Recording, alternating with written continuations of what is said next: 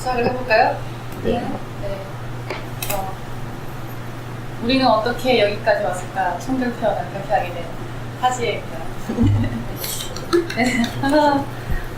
이거 보는데 되게 재밌는 분 세 분 나오시더라고요. 약간 체스브로, 네, 앨리스 체스브로님, 그리고 존 스노우님, 그 다음에 존 릴님, 이게 나오셨는데, 일단 쭉 얘기하다 보면 이제 이렇게 생각이 나실 거예요. 지금은 생각이 안 난다고. 체스브로님은 어떤 분이냐면요, 그 스크루제? 스크루제로 그 도시 드러낸 사람 있잖아요.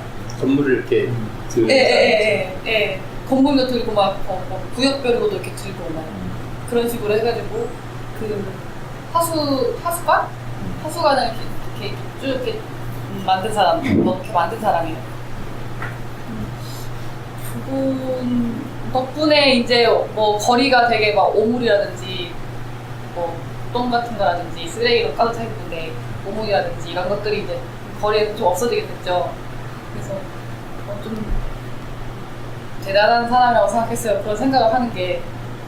그러면서 그때 변기라는 게 이렇게 또 발명이 됐다고 그 다큐에서 그러더라고요. 그래가지고 사람들이 생각보다 변기를 너무 많이 쓰는 거예요. 그래가지고 그러니까 하수관의 크기가 이제 어떻게 그 용량을 감당할 수 없을 정도로 그 변기를 많이 사용하는 거예요. 그러니까 결과적으로 그 하수관이 상수원으로 계속 오물을 쏟고 있었으니까 엄청나게 오염이 됐겠죠.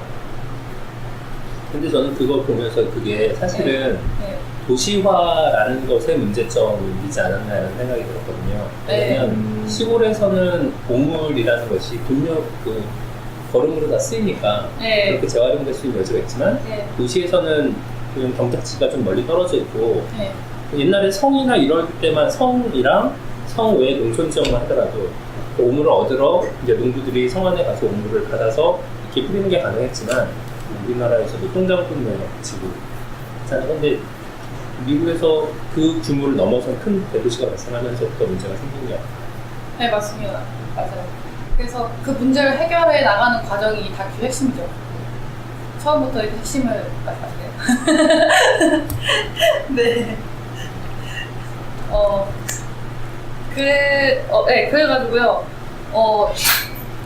저는 아까 그 변기 그리고 이렇게 변기가 발명이 되면서 그 다음에 그로 인해서 엄청난 오물들이 나오게 되면서 오염이 엄청나게 생겼을 때 그게 물론 도시화의 문제라고도 하셨지만 결국엔 변기가 있으면서 하수관으로 모여가지고 결과적으로 다 상수원으로 다 들어가게 되었으니까요. 그때 그런 걸 보면서 이런 생각이 들었거든요. 그러니까 하나의 발명이 그렇게 하면서 그 하수도 사이즈를 엄청나게 크게 키워야 됐어요. 그래서 다큐 보면은 엄청나게 큰 하수관을 만들거든요. 도시 전반적으로 그런 걸 다 만들어요. 그래서 저는 여기서 되게 궁금했던 게 하나의 발명이 어떤 기존에 있는 시스템을 이렇게 감당할 수가 없게 되어서 거기서 나오는데 아이폰의 발명이 기존에 있는 인터넷망의 그런 대역폭을 감당할 수 없게 되어서 없게 되는 그런 거에 대해서 나왔었어요. 그래서 그런 케이스들이 뭐가 있을지 한번 얘기를 해보고 싶었거든요. 네. 저도 그런 생각, 비슷한 생각인데 이렇게 변화라는 건 연쇄적으로 뭔가를 불러일으킬 수 있는 것이 변화가 진짜 변화가 아닐까 이런 생각을 했었거든요. 사실 이 청결편 뒷부분에 보면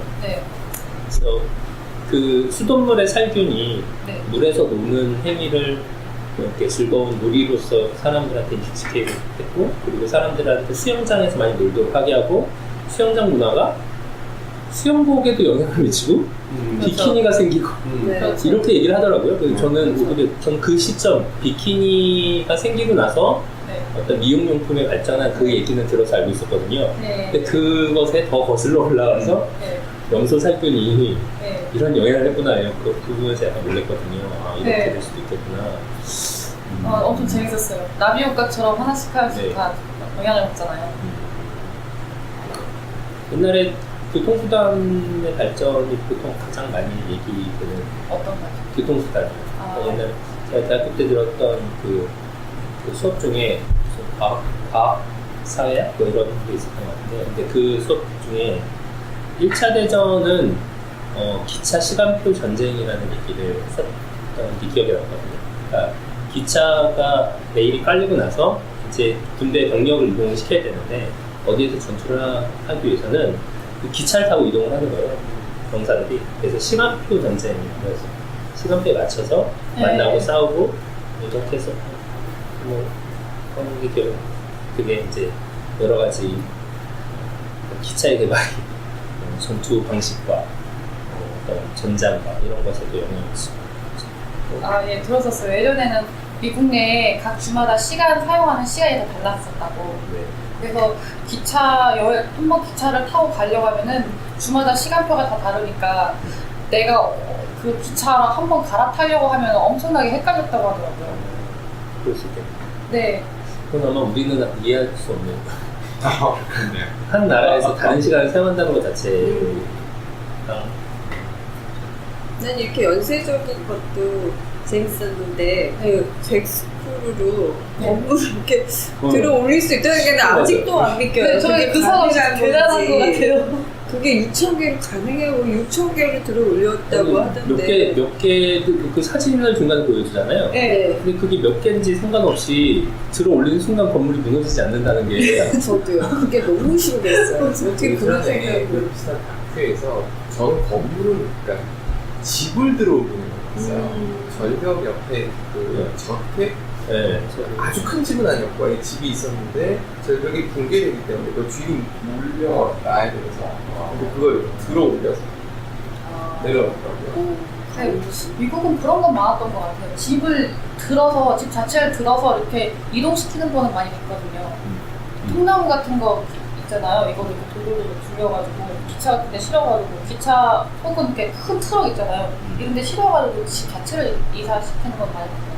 그러니까 작은 집을 들어 올리는 건 어느 정도 상상이 되는데 뭐 호텔에서 사람이 먹고 자고 있는데 있는 상태에서 올렸다고 나오잖아요. 네. 그래서 진짜 상상이 좀 안 되더라고요. 그 시대에 생각할 수 있는 방식이 아니었을까 싶어요.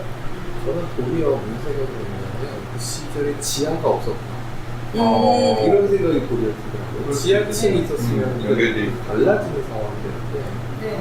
그렇잖아요. 그렇게 생각할 수도 있겠다. 지하층이 맞아. 없었다는 얘기잖아요. 그러네. 요즘 뭐 지하도 깊이 파가지고 기둥을 갖고 하는데 그 당시 그런 거 없이 건물을 그냥 올렸다는 얘기니까 맞아요. 네, 맞아요. 그래서 거기 그 다큐에서 보면 이 건물 밑에 프로젝트라고 얘기하면서 그게 추후에 지하철이나 아니면은 뭐 전기선, 인터넷선 나중에 이렇게 지하 기반 시설이 지하로 내려가서 만들어지는 이런 거에 대한 어떤 시초가 될 수 있다라고 얘기하고 해서 그게 좀 사실 좀 억지처럼 보일 수도 있는데 이게 정말로 그러니까 이 프로젝트가 지하 기반 시설을 만드는 거에 시초라고 정말 할 수 있을까? 이걸 너무 오바스럽게 이걸 너무 대단하게 이렇게 좀 말을 하려고 하는 게 아닌가라는 생각이 들기도 했는데 어쨌든 그런 얘기를 하더라고요. 그 어려워 본다고 하는데 파리 같은 경우는 그 이전에 이미 하수도가 다 설치돼 있었던 도시잖아요. 네. 어떻게 보면 미국이 늦었던 거고 왜 안 했는지가 이해가 잘 안 됩니다. 파리 같은 맞아요. 경우는 그게 다 돼 있었던 도시고 프랑스 애들이 자랑하는 게 쓰레기 안 들어버리는 거잖아요. 그리고 뭐 로마도 워낙에 그 수도 관리가 그게 있었기 때문에 문경 분화가 발전했다고 들었거든요. 네. 이제 근데 중세를 거치면서 씻지 않는 게 그 하나님이 뭐 주신 몸해가지고 네, 종교적인 의미로 씻지 않기 시작하면서 뚝 단절됐다고 들었어요. 네, 그게 종교적인 것도 있는데 물이 더러워서 보셨어요. 어느 순간부터 그 두 개가 다 합쳐졌대요.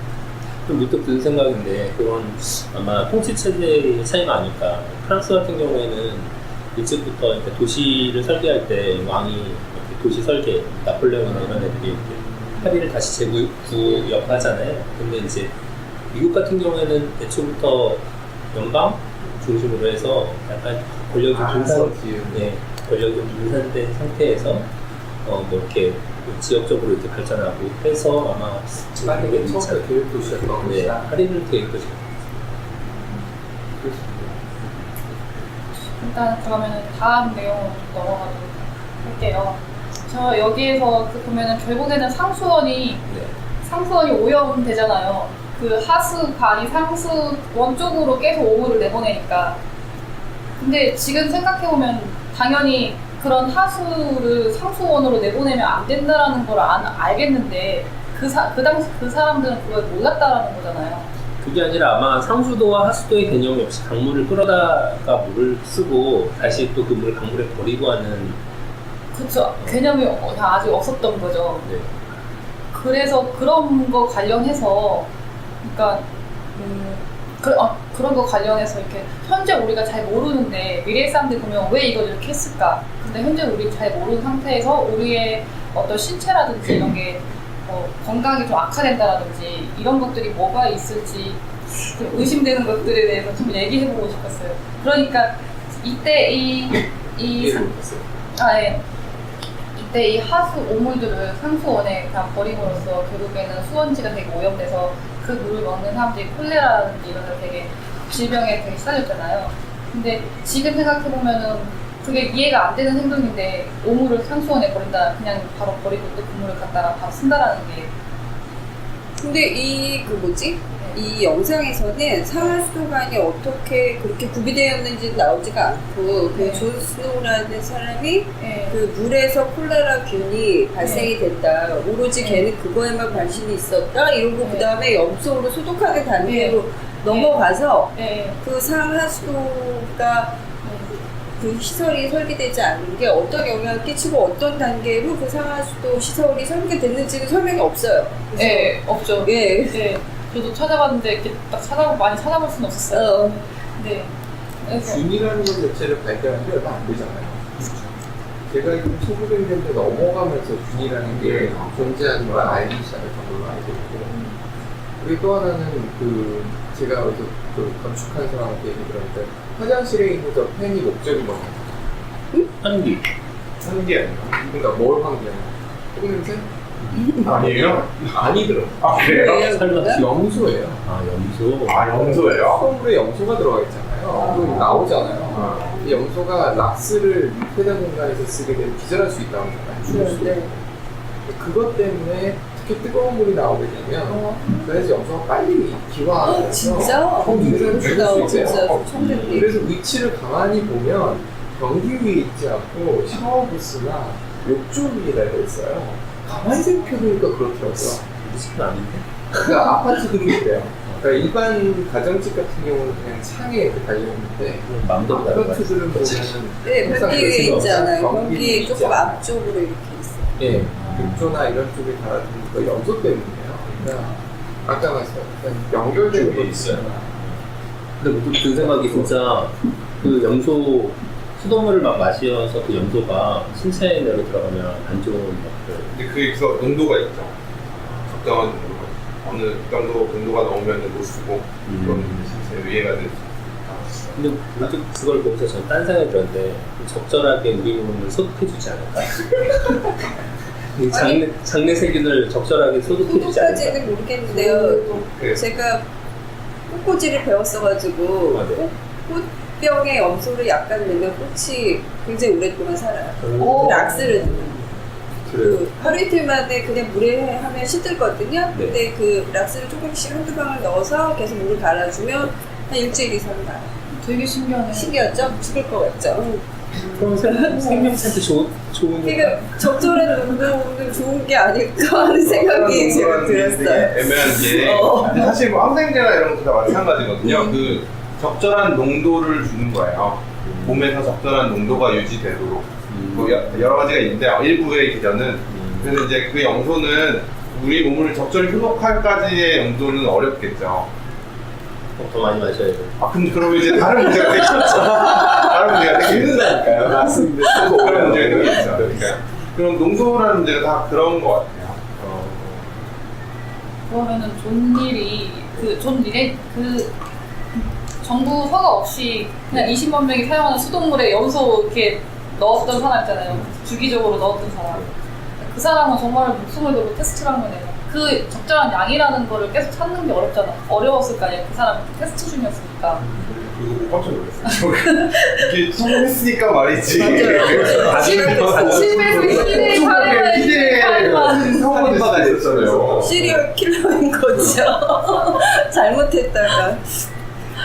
근데 사실 그런 변화 그거를 지금 우리가 가만히 생각하면 우리 문화 속에서는 찾기 어려울 것 같아요. 우리가 좀 지금은 당연한데 나중에 생각하면 좀 이상할 것 같아 이런 것들. 근데 가끔 해외여행이나 이런 데 가서 외국 사람들 사는 거 보면 좀 이상한 저게 뭐지? 하는 그런 것에서부터 약간 그런 걸 찾을 수 있는 것 같은데 제가 작년 겨울에 갔는데 그 변기 옆에 무슨 변기 비슷하게 생긴 뭐가 있는 거예요. 네. 그래서 처음에 비데예요? 일종의 비대.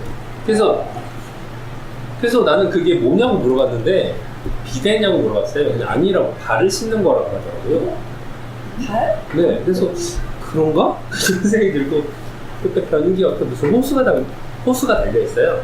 근데 그거는 이게 신남국가 네, 가신 거죠? 네, 이게 비데야 그랬더니 아니 이거는 변기 안을 세척하는 누가 그 설명했어요? 그 비대인데. 그러니까 나도 그 비데라고 생각했는데 네. 일종의 비대인데. 아무튼 뭐 그런 설명해 주시기 힘든 거죠. 아니 그게 실제로 비대예요. 그 옆에 있는 좀 더 낮은 그러니까 옆에 회장 저기 이슬람 국가 문화만 있는 이슬람 국가가요. 네. 암집에 옆에 수도꼭지가 있거든요. 네. 저도 처음에 그게 뭔가 했는데 네. 걔들 아시잖아요. 휴지 안 쓰는 거. 네네. 그거죠. 아니 그거 말고 그 호수 말고 그 네. 옆에 조그만 변기 같은 게 하나 더 있었어요. 미국 거는 분명히 비대예요. 근데 아무튼 변기가 있었고 그게 좀 더 낮고 그래서 아무튼 그걸 보면서 얘네들은 발을 그러니까 어렸을 때 세면대에다 발 올린다고 엄마한테 되게 많이 혼났는데 얘네는 발을 닦는 세면대가 따로 있구나 라는 생각을 했었거든요. 그래서 이렇게 발을 이슬람 국가는 뭐예요? 그러니까 조교 발을 씻는 것을 아예 시켜서 이렇게 해놨구나 이런 생각이 들면서 그게 좀 세분화되었다라는 생각을 했고 변기도 보면 변기 안에 우리는 그냥 물을 내리고 그냥 돌아서는데 그 변기 안에 벽에 묻을 걸 이렇게 쓸어내는 그런 호스를 따로 달아놨더라고요. 근데 그게 기본 장차처럼 이렇게 돼 있는 걸 보면서 나름 그게 약간 걔네가 좀 더 발달한 그런 시스템을 갖고 있는 게 아닐까. 그냥 문화적인 이유가 있지 않을까요? 하여튼 전 이해 안 갔던 것 중에 하나가 그 서양을 가면 화장실에 하수가 없잖아요. 욕조에 만한 이게 하수가 이제 없잖아요. 처음에 그거 몰라가지고 실수하는 경우도 있고. 저 물 넣었었어요. 흡연해서. 아니 카페는 안 물어주셨어요. 카페는 물어준 거는데. 저는 화냈어요. 그 사람이. 이기셨구나. 아니 그러니까 이제 체크인을 하러 들어가야 되는데 나 좀만 일찍 피곤한데 좀 일찍 도착했어요. 그래서 한 시간만 좀 일찍 들어가게 해달라고 했는데 제 시간을 지켜야 된다는 거예요. 그래서 밖에서 힘들게 기다리고 있다가 들어가서 이제 샤워를 하는데 뭐 왜 기다려야 되냐면 뭐 청소를 해야 된대요. 이 샤워 부스가 막혀 있었던 거예요. 하수구가. 근데 그 물이 넘쳐서 나는 샤워 한참 하고 나왔더니 넘쳐서 마루까지 이렇게. 그거는 호텔 직실수네요. 네. 그래가지고 마루까지 이렇게 이게 뭐냐고 막 그때 그것도 되게 요새 우리나라도 그렇게 바꾸는 추세예요. 그래요? 예, 이쪽을 완전 건식으로 놓고 이쪽 쪽만 물을 쓰게 가능하게끔 새로 집을 짓거나 인테리어를 하는 네네 그렇게 저는 저 화장실 하나만 그렇게 바꿨는데 굉장히 좋아요. 이쪽을 건식으로 쓰면 네 의외로 편해요. 근데 그게 재밌는 건 그러면 아무리 그렇다 하더라도 샤워하는 곳이 약간 낮게 만들어서 물이 밖으로 못 나가게 해야 되는 그렇죠. 근데 이게 정상 아니에요? 턱이 있죠. 근데 그걸 높게 만들어놨어요. 그래서 네 아무튼 좀 그랬었던 그런 거랑 신발 신고 방에 들어가는 문화 그런 게 좀 이해가 안 가죠. 그것도 그렇잖아요. 저는 그 서양 그 욕실 들어가서 제일 불편했던 것 중에 잠깐 제가 미국 살 때 한국 사람들이 꼭 그거예요. 이 샤워 부스를 사요. 왜요? 이게 고정돼 있으니까 불편한 거예요, 시스템이. 머리 감을 때 좋지만 나머지 부위를 시스템이 굉장히 불편하잖아요. 그래서 꼭 그러니까 한국 사람이 하는 거 두 가지가 있잖아요. 형광등을 단다, 스톱워치 샤워실 꼭 단다. 두 가지를 꼭 하더라고요. 형광등은 어두우니까. 얘네들이 가시는 등을 줄여서 너무 어두우니까 한국 사람들 문화에서 너무 어두운 거예요, 그게. 그렇게 되더라고요. 그리고 하나 더 하시는 분들은 그 신발 신고 들어오니까 앞에다가 테이프 같은 걸 금을 걸어주시는 분이 있어요. 여기 그런 분들 봤어요. 그건 특이한 경우인데 그런 분들이 있어요. 근데 저는 그게 왜 평지인지가 좀 약간 의문이더라고요. 그래서 신발을 걔네도 벗고 들어올 때 문 옆에다 이렇게 두긴 하는데 우리는 이렇게 현관하면 이렇게 좀 낮아서 신발 열리는 구역지에 있잖아요. 구분이 돼 있는데 걔네는 그런 게 없으니까 바람만 불면 다 쓸려 들어오고. 근데 실제로는 걔네들은 신발 신고 안까지 들어오잖아요.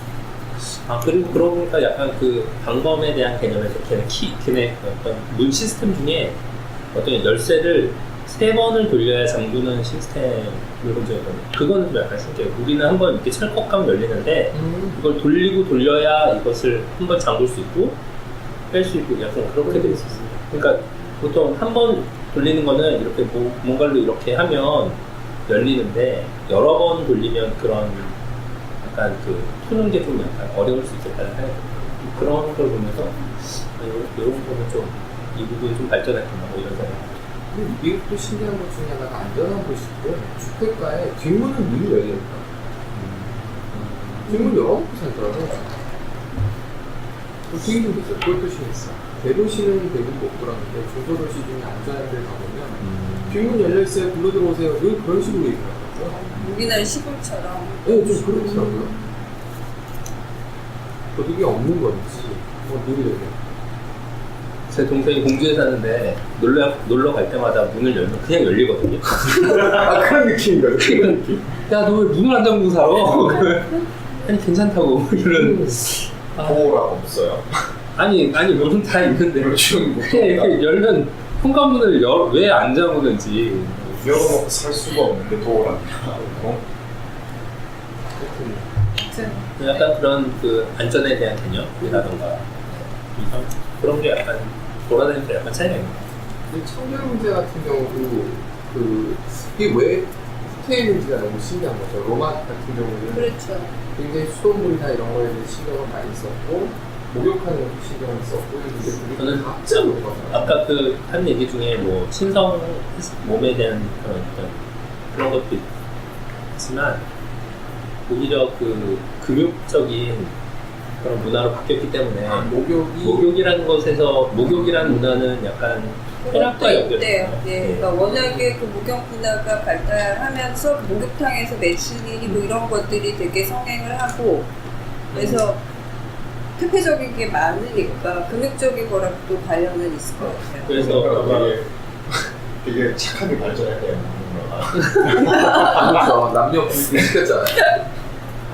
남녀 분리가 안 돼 있었다 그러더라고요. 네, 그렇지 않았대요. 그러다 무슨 황제 콘스탄티누스가 그 황제부터 이 화장실, 그러니까 모유실을 나눌 수가 없어가지고 시간제로 돌렸다는 얘기가 나왔거든요. 네, 그랬다 그러더라고요. 뭐 일본 여행을 간 어떤 사람한테 그 들은 것 같아요. 시간제에 목욕하겠다. 마을에. 근데 그거 일본은 좀 특이하잖아요. 물 한번 받아놓고 아빠, 엄마 순서대로 목욕하고 있어요. 너무 신기한. 이해가 안 되는 것 중에 하나죠. 너무 당연시하게 그렇게 하더라고요. 물이 부족해서 그런 건지. 섬나라라서 네, 그럴 수도 그래서 있겠죠. 그랬던 건지. 근데 온천이 그렇게 많은 걸 보면 또 물 부족이라는 의견을 지어야 되나 이런 생각이 들어요. 그렇게 생각해보면 또 이해할 수 없어요. 그냥 전략 정신이 추천하는 거 아닐까요? 물 가지고 그 당시에 수돗물도 아닌데 그냥 퍼서 땔감으로 그냥 때우는 거나 아니면 온천 많았었으니까 온천 물인데 그런 이유가 있었을까? 라는 생각이. 저는 로마 시대에 보면은 목욕탕이 되게 좀 깨끗한 편이었는데 아까 얘기하신 것처럼 어쩌다가 갑자기 물이 더러워졌는지 그 과정이 좀 이해가 안 되더라고요. 로마 시대 목욕탕을 보면은 그 돌아가는 원리가 그 아주 먼 곳에서 물을 계속 끌어오고 그리고 그 오수는 그때는 다 하수 시스템이 또 있었대요. 그래서 하수 시스템으로 모아서 또 되게 다른 강으로 다 흘려보내요. 그래서 이 목욕탕이 물이 고여있는 게 아니고 계속 흐르는 구조였대요. 물이 깨끗할 수밖에 없는 게 계속 흘러서 내려가서 계속 그러니까 상류에서 물 받아서 내려오시. 그게 반복이 돼서 물이 깨끗했다고 하고. 그러니까 그게 좀 이상하다는 거예요. 네, 그게 그거보다 고대에 이제 가능했던 기술인데 왜 네. 뚝 떨어져 있다가 이 네. 19세기에 와서 그거 아닐까요? 네. 그 야만족들이 내려오면서 그것에 대한 인식이 없었던 거가 컸지 않았을까 생각을 해봐요. 지도층 자체가 사실은 그 인프라인데 시설이 된다는. 그러니까. 그렇죠. 인프라는 어떻게 보면은 위에 있는 지도층에서 인식하고 투자를 해야 되는 건데 그 북방 야만족들 개념에서는 그런 개념이 안 씻었을 테니까 걔네들은. 그 생각해보면 어렸을 때 그렇게 자주 씻지 않았을 것 같은데. 맞아요. 그것도 우리도 그랬었잖아요. 생각해보면. 옛날에 맞아요. 무슨 어렸을 때. 노래를 듣는데 윤종신의 환생이라는 노래 중에 가사에 뭐 할 때도 안 된 샤워를 한다 이런 표현이 맞아요. 지금 생각하면 샤워는 맨날 하는 것인데 걔는 할 때도 안 된 샤워라는 말은 분명 그때 당시에는 이틀에 한 번이나 며칠에 한 번씩 했다는 얘기잖아요. 어렸을 때 머리는 뭐 당연히 매일 감는 게 아니고 뭐 하니까 어렸을 때 그런데 이제 그게 조금씩 바뀐 것 같아요. 당신도 그랬어요. 뭐 아닌 것처럼. 머리를 매일 안 감는.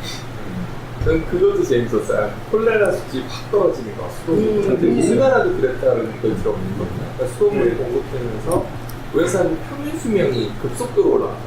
그런 얘기 때문에 그런 적이 있었거든요. 스위스 전염병이 줄면서 그런 일이 재밌더라고요. 존 스노우라는 사람이 그 콜레라, 그러니까 이게 콜레라가 공기 전염이 아니고 수인성이라는 거를 밝혀내기 위해서 역학이라는 거를 또 개발했다고 거기 보면 나오잖아요. 근데 제가 역학이라는 거를 언제 인터넷으로 좀 검색을 해봤는데 이해하기가 좀 어렵더라고요. 빅데이터예요. 아, 그쵸. 그때랑 비슷한 거죠. 저 그래서 양현님께 물어보려고 했어요. 잘 아는 분야인데 역학이라는 거는 그런 특히나 요즘은 전염병 같은 거 메르스 때 역학이 엄청 잘 됐었죠. 이제 그런 병들이 걸리면 다 조사를 하는 거예요. 어디서부터 시작됐는지, 누가 뭘 접촉을 했는지, 어디는 갔다 왔는지 이런 것들을 조사해서 다 조사를 해가지고 어디서부터 시작됐는지를 알아보고 이런 그 질병을 볼 때 그런 관점으로 봅니다. 그 역학이 시초였던 것 같아요. 그 사람이 자기가 다 이렇게 체크를 해가면서 집마다 체크를 해가면서 이게 그 수로 근처로 해서 퍼지기 시작하더라라고 생각을 하잖아요. 되게 신기하게 생각했어요. 처음 네, 그리고 맥주를 마시는 사람들만 안 걸렸다는 것도 맥주를 너무 마시니까 신기했어. 맥주에서는 못 자라니까. 네. 그때는 술 잘 먹는 게 저희가 일상화된 미덕이었다는 게 그러니까. 굉장히 보기 좋았어요. 근데 존 스노우는 자기가 그게 역학이라고 생각을 못했겠죠. 어떻게 그때는 어떤 맞아요. 뭔가 발명이 될 때 후대에 그걸 이렇게 이름 붙여주는 것 같아요. 그래서 저는 그 지도를 지난번 제가 발표할 때 다른 주제로 한 적이 있었는데 정보 디자인 뭐 이런 걸로 해서 똑같은 정보를 어떻게 보여줬을 때 좀 더 설득력이 있는가에 대한 그런 자료로서 나왔던 것 중에 그 그림이 꼽히더라고요. 한눈에 딱 봐서 이 많은 발병한 그 상태가 이 가운데 있는 의무를 중심으로 한눈에 보이니까 그래서 좀 더 설득력이 있지 않았을까. 만약에 데이터 수치로 막 이렇게 숫자로 막 하고 있었으면은 만약에 다른 사람들이 이해하지 못했으면. 근데 진짜 존 스노우가 그러면은 그 지도를 만들기 위해서 콜레라 사망자 집을 다 돌아다녔다고 했잖아요. 근데 그때 존 스노우 자체가 본인이 이게 수인성이 원인인지 아니면 진짜 공기 전염이 원인인지 아직 확실치 않은 상태에서 돌아다닌 거기 때문에 본인은 진짜 목숨을 건 거잖아요. 근데 제가 좀 찾아봤는데 존 스노우가 그때 빅토리아 여왕 시대의 의사인데 그 여왕이 분만할 때 보조를 할 정도의 의사였대요. 그러니까 꽤 직위가 있는 사람인데 어이인데요, 어이. 그냥 살아도 그냥 그대로 살아도 되는데 이게 수인성이라고 했을 때 이미 공기성이라고 했던 기존의 그 기득권 의사층의 그 저항을 받으면서 혼자서 그렇게 죽을 각오를 하고 콜레라 사망자 집들을 돌아다니면서 그 맵을 만든 거예요. 진짜 영웅이라고 생각했어요. 말 그대로 진짜 존 스노우가 그 북부의 존 스노우가 환생에서 나온 태어난 게 아니냐. 진짜 영웅 같다고 생각했어요. 근데 어느 정도 확신이 있었던 것 같아요. 네, 그 사람이 그렇죠. 광산에 그렇게 들어갔다가 자기가 살아나왔으니까 이거는 고기 전염은 아니다라는 확신을 갖고 돌아다닌 게 아닐까. 아 맞아요. 그 느낌이 있었던 그 다큐를 봤는데 그 중세 때 건축하시는 분인데 기둥문을 굉장히 가늘고 얇게 그 당시 상식에 안 될 정도로 작게 세웠대요. 그거를 추기경인가 하여튼 높은 신부로 와가지고 안녕하세요. 이걸 딱 보고서 불어가다 기둥 더 세워라 라는 얘기를 했대요. 이 사람이 아니 안전하다 내가 딱 계산해봤다. 건축가로서의 자존심이 있으니까 그랬더니 역시 윗분은 안 된다 불안하다 해서 세우라 그랬더니 세웠대요. 그런데 위에 공간이 요만큼씩 비웠대요. 자기가 맞다는 걸 제가 증명하겠어요. 맞추기 맞춰주지만 비워놓는 센스를 많이 있다는 걸 본 적이 있었거든요. 그 느낌이 갑자기 떠오르고.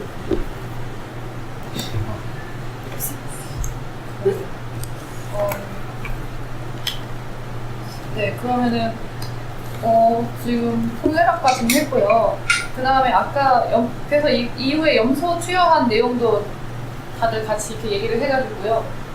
아니 뭐 그냥 편하게 그렇게 하시면 될 것 같아요. 사실 아까 두 가지 질문에 저희가 제대로 답변은 하지 않았던 것 같아요. 다른 얘기를 이렇게 들어보더라고. 뭐 그러면 사실 그 질문이 좀 어렵긴 했어요. 다시 갑자기 떠오르지 제가 않을까. 다시 제가 질문을 해볼게요. 아까 하수도 그러니까 예를 들어서 아까 얘기했던 하수도의 하수 그 오물을 상수원에다 그냥 보냈잖아요. 그때는 그런 개념이 잘 없었으니까. 그런 다른 또 예시를 보면요. 뭐 예전에 로마 시대 사람들이 납으로 모든 식기를 만들어가지고 납 중독에 걸려서 정신 이상이 걸렸었어요. 혹은 뭐 진시황 오래 살려고 수은을 막 먹다가 죽었죠. 그런 식으로 그 당시에 나중에 보면은 아 이거 바보 같거나 아니면 이렇게 하면 안 되는데 싶은데 그 당시에는 잘 몰라서 신체를 손상시키는 저 하나 떠올랐어요. 네. 그 경험에서 나온 건데 그 옛날에 그 세제를 무슨 어디 세제를 사서 이렇게 음식을 세제를 사서 먹은 게 아니라 세제를 새로 바꾸고 그리고 한참 음식을 해먹는데 속이 안 좋은 거예요. 뭔가 속이 계속 느글거리고 왜 그럴까 하다가 뭔가 이렇게 그 설거지를 할 때 이게 깨끗이 안 닦이는 느낌이 계속 들어서 세제를 바꿨거든요. 근데 그게 사라졌어요. 그 약간 속이 안 좋은 느낌이 세제가 문제요. 세제가 문제였던 거야. 그러면서 드는 생각이 그게 내가 체감한 게 이 정도지만 체감하지 않은 정도의 어떤 그런 게 있을 거 아니에요. 그러니까 우리가 분명히 설거지하고 깨끗하다고 생각하지만 거기에 뭔가 세제가 좀 묻어 있을 것 같고 주방 세제가 그러니까 빨래를 서 옷을 입지만 여기에 또 뭐 그 세탁 세제가 좀 묻어 있을 거고 그런 것에 대해서 지금은 우리가 거의 의식하지 않거나 중요하게 생각하지 않지만 그게 아마 뭐 나중에 문제가 되지 않을까. 그렇죠. 그래서 페브리즈가 문제가 한번 있었잖아요. 네, 그거랑 그 플라스틱 용기에 음식을 먹는 거, 뭐 이런 거부터 시작해서 아니 페트병.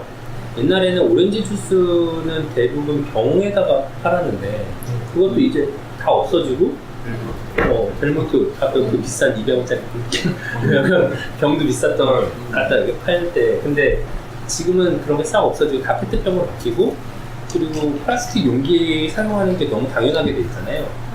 그리고 뭐 뜨거운 건 사용하지 말라고 하지만 뭐 새로운 플라스틱 물질은 뭐 뜨거운 물을 담아도 된다 뭐 이런 식으로도 하고 근데 그게 어떻게 환경 호르몬이 나오는지는 아직 검증되지 않았으니까 뭐 이런 것이 있잖아요. 네, 그럴 수 있을 것 같아요. 저희는 현재 환경 호르몬에 관련된 많은 물질에서 피할 수 없고 지금 테스트 되고 있는 군집이겠죠. 테스트 버전. 네, 테스트 버전. 테스트 테스트 버전. 다른 분들은 뭐 이렇게 생각나는 거 없으세요? 현재인가요? 현재?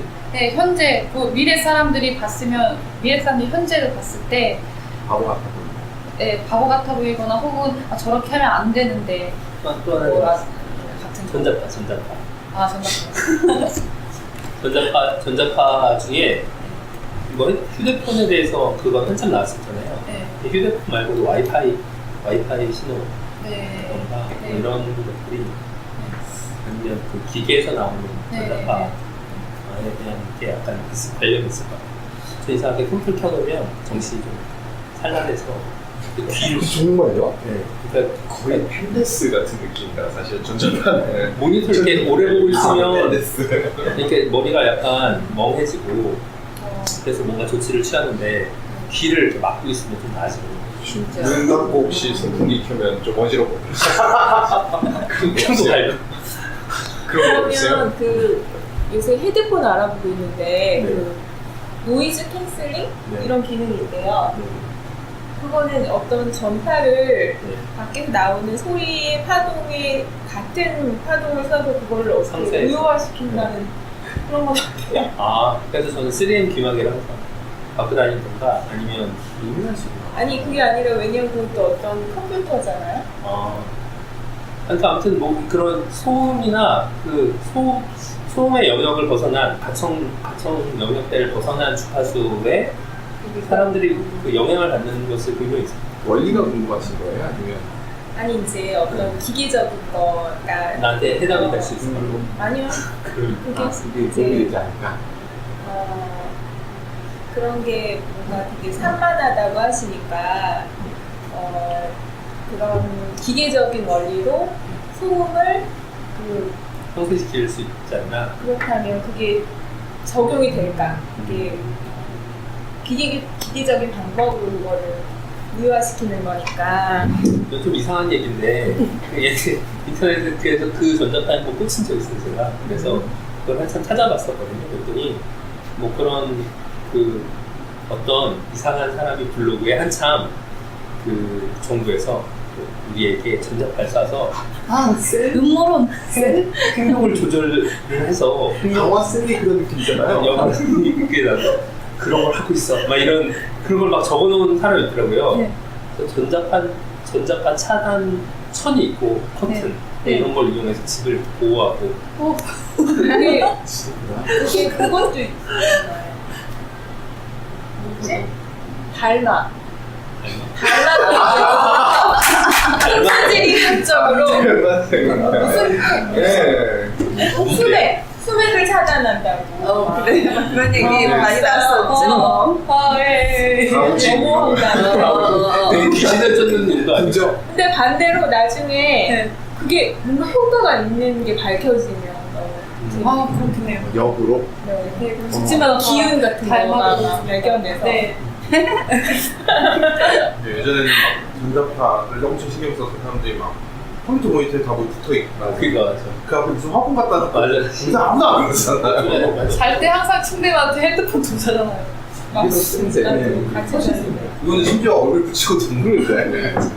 저는 또 오히려 이거 청색광이 훨씬 더 문제가 될 거라는 생각이 좀 들어요. 이것 때문에 요즘 애들은 나이가 지금부터 20, 30년 후에 과연 정상적인 시력을 유지할 수 있을까 싶을 정도로 그때는 인공 눈을 하지 않을까요? 스타트랙에서 네. 그럴 수도 있을 정도로 눈에 아마 데미지가 크지 않을까. 안과를 해야 되나? 지금도 잘 되고. 더 잘 되지 않을까요? 노안이 빨리 오고. 여기 영상 마지막에도 나오는데 미래에 그러지 않을까요? 진짜 요새 막 청소기가 완전 너무 좋잖아요. 다이슨. 네. 그런 기술의 발전이 너무 청결하게 만들어서 네. 인간들의 면역력을 떨어뜨렸다거나 아 그거 좀 이따 얘기할게요. 좀 있잖아요. 네. 그러세요? 너무 좋으세요. 앞서가시네. 네. 그거를 본 적이 있어요. 어느 분이 준을 너무 싫어해가지고 몸을 계속 쏘는 거예요. 몸에도 소금을 계속 뿌는 거예요. 그랬더라. 싫어하시네. 그러니까 하여튼 그 균이 나쁜 면도 있지만 좋은 면도 있기 때문에 그걸 다 죽이면 안 된다 이런 식의 접근이었던 걸로 기억이 나거든요. 실제로 너무 깨끗하게 면역력을 떨어뜨리나요? 뭐 그럴 수 있죠. 그리고 일단 원래 균이 있어요. 전체 신체에 균을 갖고 있어요. 피부도 그렇지만 몸 안에도 그렇고 각자가 하는 역할들이 있고 근데 너무 깨끗하게 하면 이제 다른 균들이 나중에 들어올 수도 있고 원래 정상 세균총들이 있으면은 들어오지 못하는 균들 이게 들어올 수도 있고 아, 아파트에 이제 비어 있으니까 들어오는. 그쵸. 아빠들 생각하기엔 그쵸. 그런 것들이 있어서 그 얘기 중에 있었던 것 같아요. 저희 아버지가 예전에 해주셨던 얘기인데 제가 어렸을 때 제 또래 동네에 어떤 애가 있었는데 걔네 부모님이 아버지가 의사고 어머니가 간호사래요. 그래서 청결을 정말 신경 써서 눈꼬리 손잡이 한 번 잡으면 그걸 닦고 그 집안을 항상 이렇게 했대요. 근데 감기 걸려서 죽었대요. 감기 한 번 걸려서 독감에 한 번 걸리던 감이 죽어서 그 다음 둘째는 그냥 막 튀었다고 그렇게 얘기했어요. 공간이 진짜 모르겠어요. 그냥 나는 이게 약간 도시계단 같은 과장된 얘기일 거라고 생각하는데 지금 생각하니까 어렸을 때는 흥미롭게 들었지. 저는 강아지 이제 산책 데리고 나가면 강아지가 자꾸 더러운 냄새를 맡는 거예요. 맞아요. 강아지 그런 거 좋아요. 다른 개의 이런 거 더러운 것만 유난히 좋아하는 것 같아요. 데리고 나갔다 오면 코를 막 소독해주고 싶은데 강아지 그걸 못 볼 거 아니야.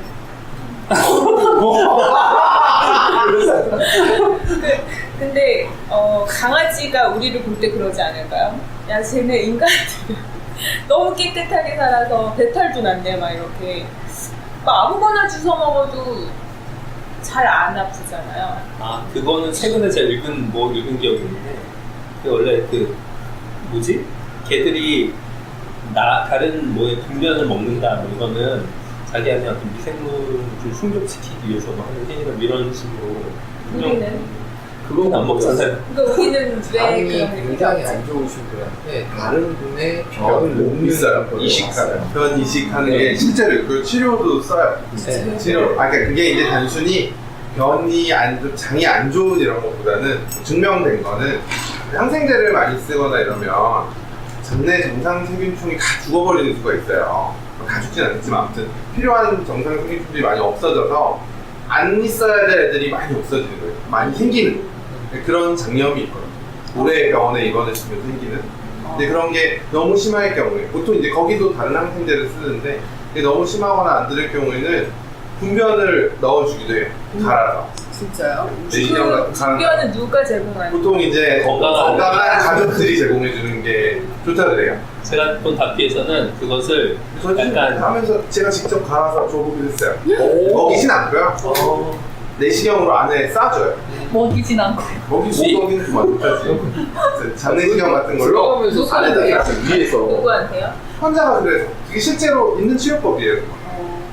그러니까 유산균을 먹는 것보다는 극단적인 처방인 거죠? 유산균 먹는 거랑 비슷하게 생각하셔도 되는데 오히려 유산균보다 더 많이 증명됐죠. 일부 질환에 있어서. 약간 예방주사 같은. 에비던스가 아예 있죠. 치료법으로. 그럼 옛날에 왜 오줌을 먹는 치료도 있잖아요. 그거는 좀 다른 것 같은데.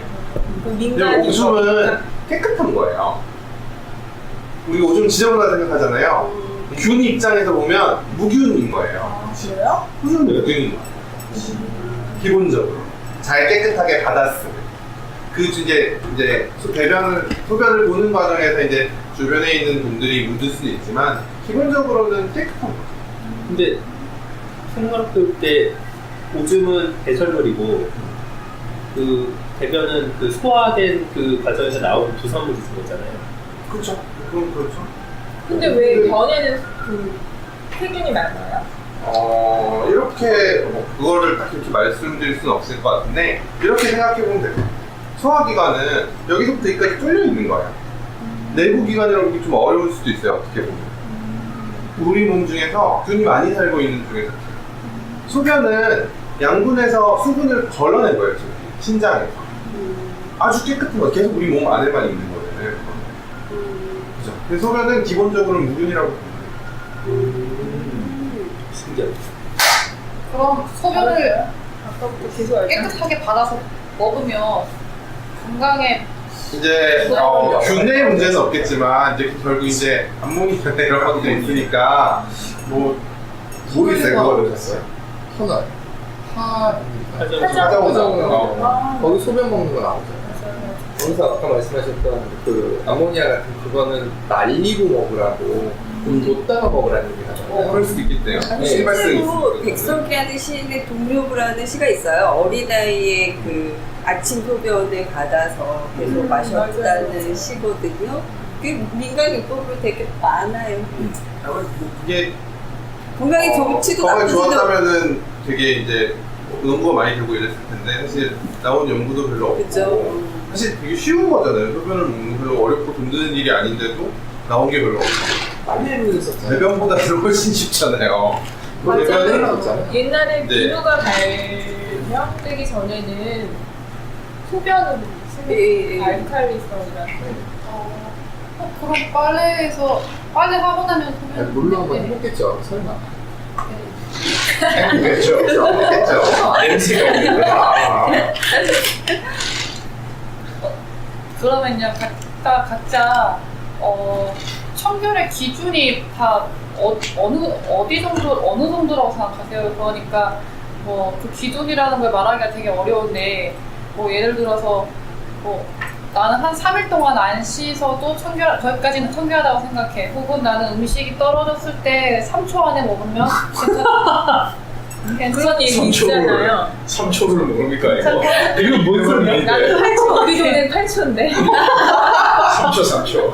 그게 뭔 말이야? 떨어진 먹지 말라는 3초로 있습니다 이게. 내가 들어본 것 같은데. 이게 사람마다 청결의 기준이 다 다르잖아요. 어떤 사람은 이 정도는 돼야 깨끗하지라고 하고 여기랑 떨어지는 내 집에 방금 각자 어느 걸레질한 바닥에 정도 떨어진 거하고 느낌 다르잖아요. 걸레질 했으면 안 되죠. 아이고.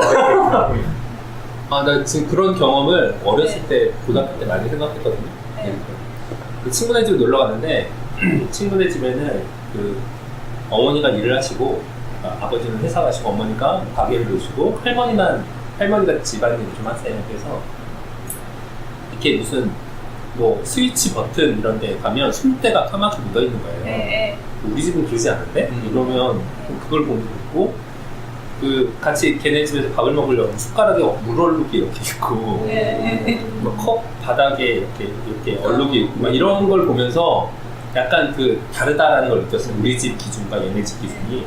그 친구들이랑 도시락을 까먹는데 방금 3초에서 생각나는데 저는 옛날에 그 책상에 김이 떨어져도 안 먹었거든요. 근데 걔는 교실 바닥에 김이 떨어졌는데 그걸 먹더라고요. 그래서 그때 매우 놀랐죠. 이제 예를 들어 그런 걸 얘기하시는 거죠. 굉장히 청결하신 것 같아요.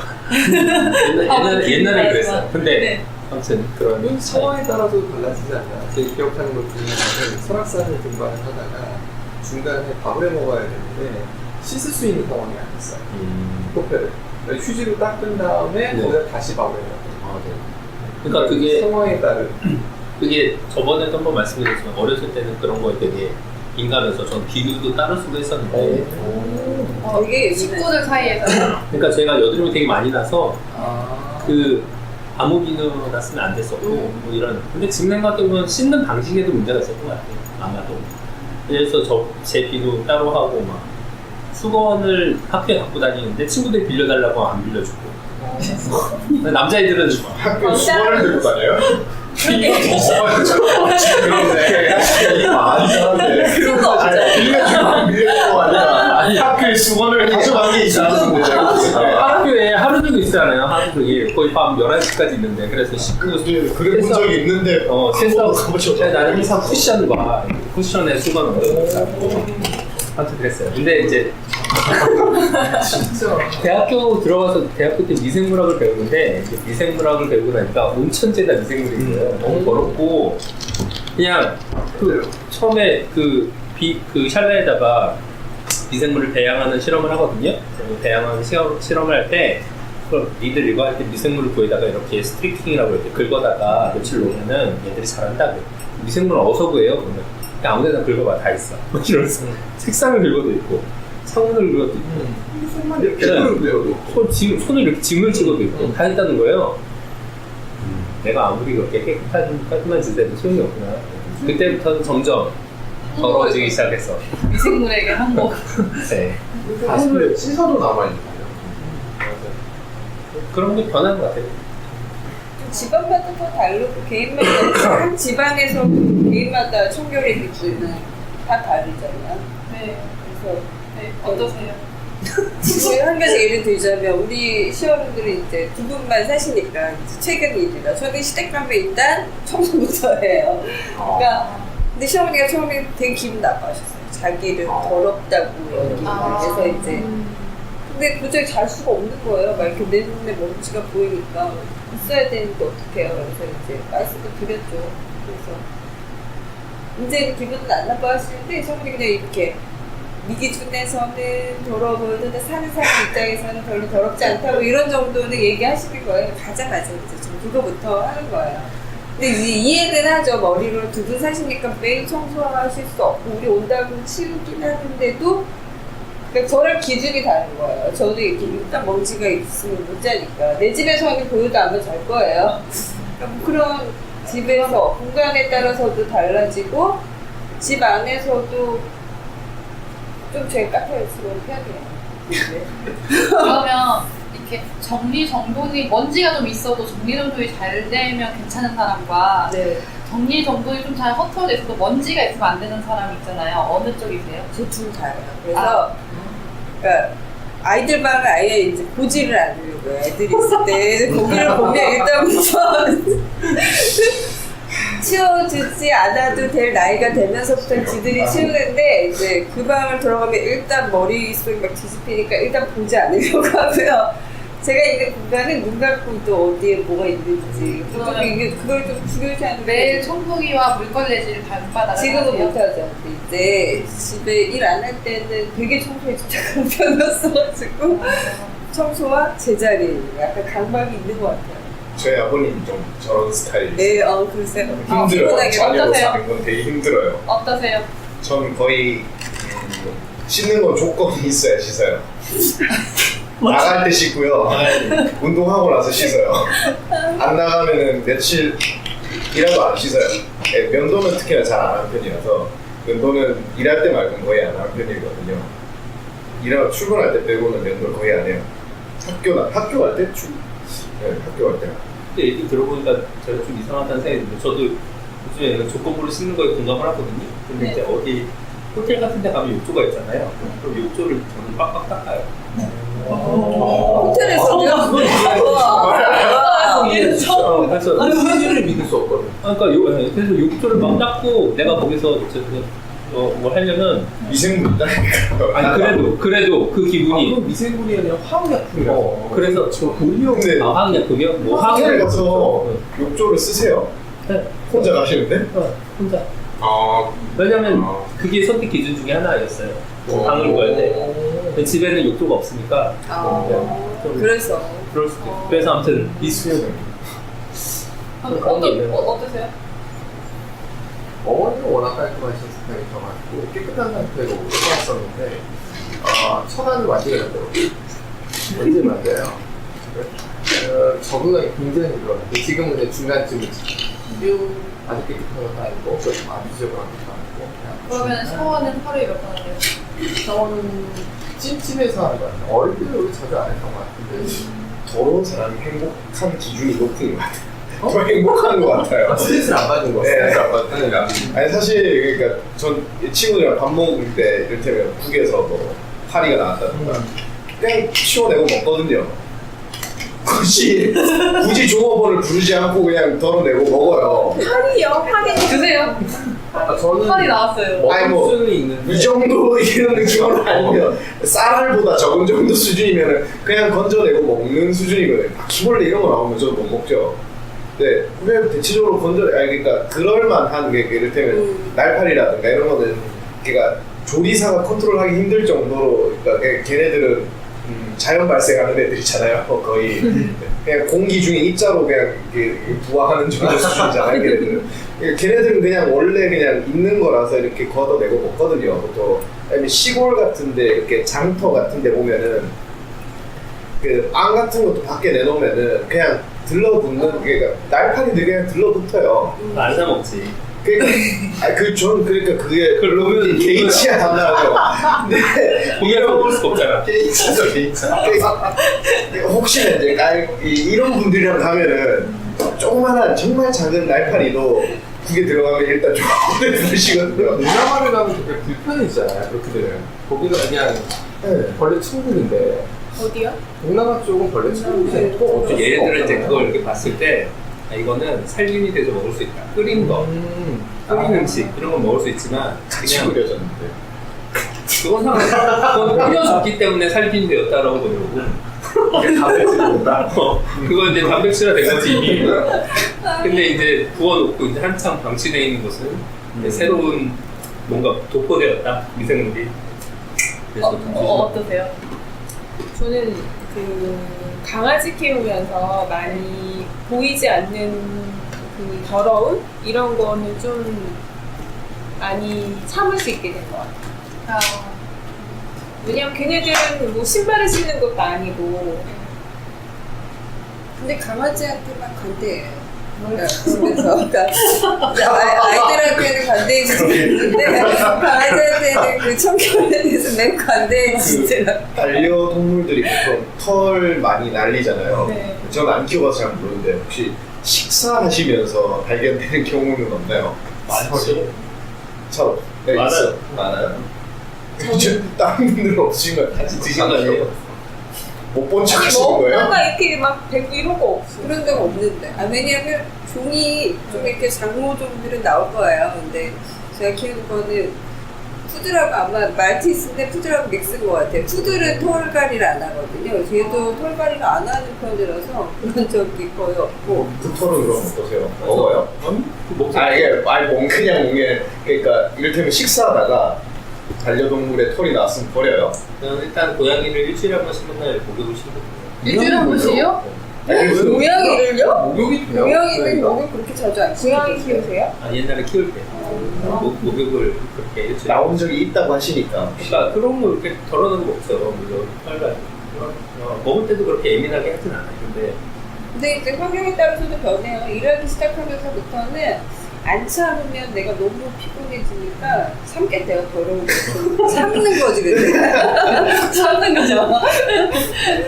그리고 뭔가 이렇게 그 우리가 뭐가 더럽다라고 생각하고 같이 그러니까 예를 들면 신종플루 때문에 마스크를 하고 다니면서 침이 사람이 말할 때 음식이 앞에 있으면 싫고 저희 유치원에서 급식할 때 이렇게 투명한 여기 이렇게 가지는 거 하거든요. 근데 그걸 하기 전에는 선생님들이 그냥 음식 나눠주면서 말할 때 아무렇지도 않았거든요. 근데 요새는 음식을 앞에 놓고 말하는 게 너무 그 전에 사실 이거 안 하시는 거의 대부분 안 하셨는데 요즘엔 근데 어디를 다 가든 하시더라고요. 식당에서도 다 하시니까요. 어떠세요? 저도 어느 정도? 목적이 있을 때 통과 내가 굳이 불편하지 않으면 그냥 근데 뭐 본인 성결은 꼭 이렇게 제가 뭐 깨끗하겠다 이런 게 아니라 찝찝하니까 쓰는 것 같아요. 제가 보는 수많은 자취생들의 스탠다드가 여기 있습니다. 여기가 아니라. 지금 더러워지신 거잖아요. 네, 지금 그렇죠. 그냥 뭐 위생에 문제 안 되고 남들은 피해 안 되고 나도 안 불편하죠. 그럼 면역이라는 거에 대해서 의사로서 그쪽이 그 알고 계시는 상황이잖아요. 그런 측면에서 어떠신지 궁금해요. 그런 측면에서 그러진 않는데요. 근데 네, 뭐 그런 얘기들을 하죠. 이제 최근에 이제 그런 요즘 알러지 질환들이 되게 많잖아요. 알러지 질환들이 많게 생긴 이유가 예전만큼 많은 그런 알러젠들 결국 이제 여러 가지가 있겠죠. 이게 균일 수도 있고 뭐 다른 주변 환경일 수도 있고 그런 알러젠들이 덜 노출되기 때문이다라고 얘기하시는 분들도 있죠. 그러니까 원래 기본적으로 알레르기라는 게 반응을 하지 말아야 될 것에 과도하게 반응을 하는 거거든요. 근데 그게 한번 노출이 되고 계속 노출이 되면 그런 게 좀 약해지죠. 그래서 그렇게 과도한 반응이 안 일어나는 거예요. 그러면 그럴 수도 있나요? 저희 딸이 기숙사 생활을 하는데 기숙사가 분명 더러울 거잖아요. 청소를 안 할 테니. 근데 걔는 기숙사에서 멀쩡한데요. 근데 자기 집 자기 방 침대에 와서 자면 간지럽다는 거예요. 그거는 진먼지 진드기의 가능성이 아니요. 있죠. 근데 훨씬 깨끗하게 관리를 하는데 그 강아지. 기숙사에는 없을까요? 강아지일 수도 있고 강아지. 뭐 강아지. 아니면 화학약품일 수도 있고. 화학약품일 수도 있고 알러지는 여러 가지들이 있습니다. 알러지 치료의 기본적인 것 중에 하나가 환경만 바꿔줘도 없어진다고 그러거든요. 환경 바꿔주면 어쨌든 그 알러젠에서는 보통 차단이 되니까 뭔지 모를 때 많이들 그래요. 알러지랑 그 알러지가 시민성인 경우도 많아요. 있다고 해서 가끔 뭐 많은 경우는 아니지만 너무 신기한 것 같아요. 왜 뭐 예를 들어 어렸을 때 음식을 먹고 탈이 났는데 그거에 대해서 알러지 반응을 보이는 게 진짜 몸이 반응하는 건지 아니면 그 음식을 보고 어떤 거부하는 마음을 그런 경우가 있을 수 있는데 근데 이게 알러지라고 얘기하는 게 그냥 거부 반응만 얘기하는 게 아니라 이제 정해진 그런 게 기전이 뭐 여러 가지 기전이 뭐 4가지 정도 있고 그 중에 거부가 반응 뭐 이런 게 있는데 그냥 내가 단순히 이 음식을 먹으면 구역질한다 이걸 알러지라고 하진 않아요. 약간 그에 준하는 반응들이 나타나죠. 뭐 이걸 먹으면 두드러기가 나타난다. 근데 그 두드러기가 그 마음에서 오는 걸 수도 있지 않아요? 뭐 있을 수도 있겠죠. 스트레스성으로 있을 수 있겠는데 흔한 경우는 아니에요. 그러니까 처음 하셨던 질문에 대해서 그래서 생각하는 게 그런 거죠. 그 세균을 죽이려는 게 염소를 쓴 거잖아요. 근데 염소 때문에 사람 죽기로 하거든요. 그러니까 그런 식으로 우리가 쓰는 살균제에 대한 얘기들이 계속 나오잖아요. 그래서 뭐 쓰면 안 된다. 충분히 그냥 아무 비누를 쓰면 되지 살균량 비누 쓰면 나쁘다 뭐 이런 얘기 나오는데 아마 그런 게 계속 나오지 않을까 싶어요. 균을 죽이기 위해서 화학약품을 썼는데 이 화학약품이 우리를 못 죽이고 전 예전부터 그 공기 중에 가양제 같은 거 몸에 안 좋을 거라고 생각을 하고 있었거든요. 당연히 안 좋을 것이다 라고 생각했는데 소백제라는 게 세상에 나온 소백제고 뭐 살균제 이런 것들이 세상에 나온 지 100년 정도밖에 안 됐거든요. 여기 그 다큐에 보면은 뭐 애니 머레이라는 사람이 프로로스 케미컬이라는 데서 염소 소백제 가정용 이런 걸 만들면서 그 이후로부터 이제 그런 살균제 산업이 엄청나게 커지기 시작하잖아요. 다큐 보면은. 근데 그런 다양한 소백제 살균제들을 만들면서 지금 그만큼 인체에 충분한 테스트를 많이 해보지 않았기 때문에 저희가 테스트 베드인 거죠. 그게 양날의 검인 것 같아요. 갑자기 든 생각이 드는데 이게 어느 정도 적정한 수준의 뭔가 그 문화적 수준을 넘어서는 어떤 지향점을 보여준 거예요. 예를 들어 우리가 평소에 그렇게 깨끗할 필요가 없는데 과거 시골에 살 때 그냥 물이 뭐 깨끗한 물 마시는 거는 중요하지만 일상생활에서도 맨날 쓸고 닦고 따닥따닥 바닥나게 할 필요는 없는데 그런 표백제나 이런 걸 광고하면서 이 정도는 깨끗해야 우리의 삶이 정말 뭐 청결하고 뭐 이렇게 좀 인류가 바람직하게 사는 그런 삶의 모습입니다. 이런 광고를 계속하는 거잖아요. 네, 그 다큐에서 나온 게 그런 청소용품 회사에서 네. 연소국이라는 개념을 만들어가지고 너무 재밌다. 네, 그러니까 이제 이렇게 깨끗해야 한다라는 걸 하나의 연소국으로 문화로 만들어버리는 개념이 궁금했었어요. 왜 연속곡을 소프트라고 하는 건지 궁금했는데 그래서 그랬다니 처음 알았어요. 네. 저도 처음 알았어요. 그러니까 좀 그런 모든 산업화의 과정이 산업에서 물건을 팔 때 그렇게 하는 거예요. 우리가 쓰고 있는 핸드폰도 뭐 노트 8이나 아이폰 8 같은 그런 최신형의 기능이 필요 없고 한 몇 년 전에 쓴 걸 써도 카톡 다 되고 뭐 인터넷도 검색되고 하는데 그런 신제품에 대한 어떤 환상 같은 것들 계속 주입하는 것들이 기계라든가 아니면 식음료라든가 어떤 모든 분야에서 그렇게 산업화하는 과정에서 약간 과도한 어떤 그런 세상을 계속 만들어내는 게 아닌가 뭐 이런 거기서 궁금해지는 게 있거든요. 예를 들어서 지금 얘기하는 이거 기능 좋고 것처럼 이거 속도도 계속 높아지잖아요. 이 속도가 높아지는 게 어느 정도로 적정적이냐. 그리고 또 그 속에서 이걸 많이 쓴다는 것 자체가 전자파의 강도가 세지는 거거든요. 그렇죠? 그러면 계속 안 좋아요. 빠지거든요. 도대체 어느 게 적정선이냐. 이런 게 궁금해지는 거죠.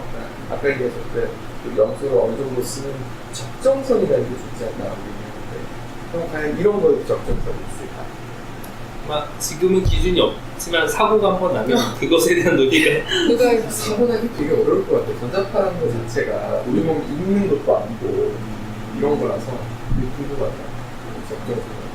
그거에 대한 면역은 생기지 않을까요? 그러니까 전자파가 계속 이런 식으로 세지면 뭐 마치 화학약품이나 이런 아니 뭐 식품이나 뭐 이런 거에 대한 것처럼 또 다른 면역이 생기지 않을까 하는 생각도. 전자파로서 어떤 질환이 명백히 발생을 한다던가 이런 게 사실 잘 모르잖아요. 네, 그렇죠. 영향이 있을 것이다 내지는 뭐 영향을 미칠 것이다는 거지 전자파를 쓰면 뭐가 많아진다 그런 걸 정확히 모르잖아요. 그거 또 없는 상황에서 그냥 면역까지 얘기하기는 좀 어렵지 않을까. 그래서 데이터 같은 거 써야 되지 않을까? 실험, 뭐 동물 실험 이런 거로 밝혀진 바가 없어요. 그러니까 뭐 제가 이런 쪽에 관심이 많지 않아서 계속 알지는 못하는데 그냥 정설로 전자파를 많이 쓰면 어떤 질환이 많이 생긴다라고 얘기하기는 아직은 좀 어려워요. 시시하는 건 아닐까요? 그치. 이런 거 있었어요. 고압 전선 지나가는 아래쪽에 산소프라고 맞아요. 네. 발생이 커졌다. 그런 거는 조사를 했죠. 그런 건 있네. 그거는 뭐 어느 정도는 얘기를 할 수 있는 거 아니에요? 근데 이것도 뭐 만약에 흥분을 우리가 이렇게 많이 사용한 지 얼마 안 됐잖아요. 이게 뭐 몇십 년 데이터가 쌓이면 또 얘기할 수 있겠죠. 요즘은 이제 그렇게 연구를 많이 하니까. 핸드폰 안 쓰는 나라라는 그 기분 탓인지 몰라요. 또 비행기 모드를 해놓고 자면 잠이 잘 오고 아니 그럴 수도 있을 거라는 생각이 들어요. 집중이 좀 잘 되고 좋은 것 같아요. 비행기 보면 전화가 안 와서 그런 거 아니에요? 다른데 연락이 안 와서 그런 거 아니에요? 연락이 안 되는 거 아무튼 플라시 공부가 굉장히 많이 네, 보시는 그 약간 스타일. 전자파에 이렇게 민감하신 분 처음 본 것 같은데. 근데 그 한참 꽂힌 적 있어가지고 한 번. 이렇게 보면 환경호르몬도 그렇고 전자파도 그렇고 전 개인적으로 미세먼지도 그렇고요. 몇십 년 뒤에 미래의 상황이 되어야 이 해를 알 수 있는 지금 현재의 상황이 좀 답답하긴 해. 근데 이게 제가 이렇게 객관적으로 보면 그런 아직은 알지 못하는 것에 대한 두려움을 크게 갖는 사람이 있고 모르니까 그냥 괜찮다라고 생각하는 사람이 있는 그런 거죠. 그러니까 아마 그 뭐지? 엑스맨에 나오는 그 매그니토의 그 헬멧 있잖아요. 네. 그거를 진짜로 만들어서 팔면 사려는 사람들 꽤 많을 거라고 생각해요. 저 같은 사람들이 전자파를 완벽하게 차단합니다. 이러면서 쇠로 된 헬멧. 전화 받을 수 있을까요? 그러니까 그런 어떤 미세먼지에 대해서 저는 미세먼지는 또 그냥 그렇거든요. 근데 제 동생은 또 창문을 안 열고 살아요. 더 나쁜데. 그러니까 그 에어컨 틀고 집에 그 공기청정기 틀어놓고 미세먼지가 좀 심하면 외출 안 하고 받고 동생분은 거기에 민감하게 느끼시나 보죠. 미세먼지. 네, 약간 그런 것 사식이 있을 수도 있고. 박정님이 전자파를 민감하게 느끼시는 것처럼. 그렇죠. 저도 체감을 하는 거예요. 체감을 하니까 그렇게 민감해지는 거죠. 본인이 체감하지 않는데 민감하기 좀 어렵죠. 좀 미세먼지가 좀 그렇게 민감하게 느껴지는 것 같아요. 미세먼지가 아주 미세한 중금속들이라고 하더라고요. 그게 어쨌든 몸에 쌓이는 거니까. 근데 초미세먼지 같은 경우는 막을 방법이 없는 게 피부로 뚫고 들어오니까 창문을 닫는다고 할 수 있는 게 아무것도 없는 거예요. 그런 거 좀 답답한 것 같아요. 펜진 가버렸어요. 펜진 갔다가 딱 도착을 했는데 그때 배로 들어갔어요. 도착을 했는데 뿌옇더라고요. 앞에 안 보이더라고요. 근데 그때 갔을 때 이제 단체로 간 거니까 그쪽에 주최 측에서 마스크를 준비를 해놨었는데 오늘은 굉장히 청정한 날이니까 그냥 가셔도 된다고 깜짝 놀랐던 적이 있거든요. 이게 앞이 안 보이는데 그 정도더라고요. 어떻게 사는 찍어 있나? 그러게. 우리나라에 날라들어오는 거니까.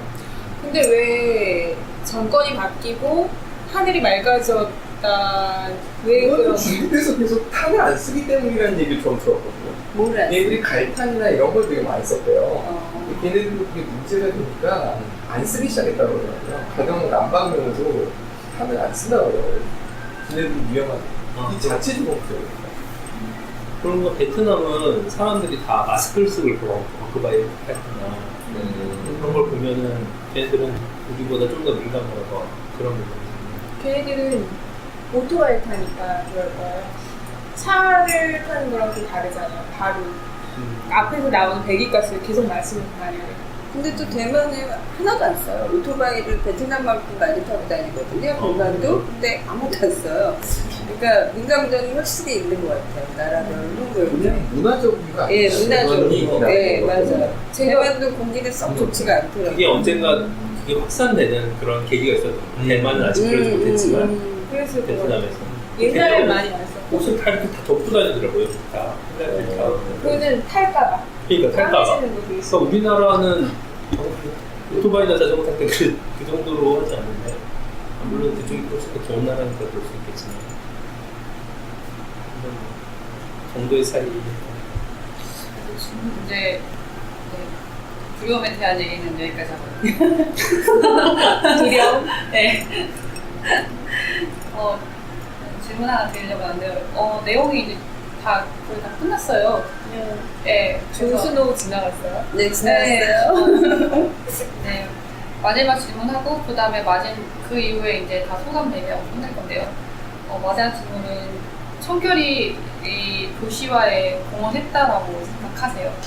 입니다. 예. 그리고 반대합니다.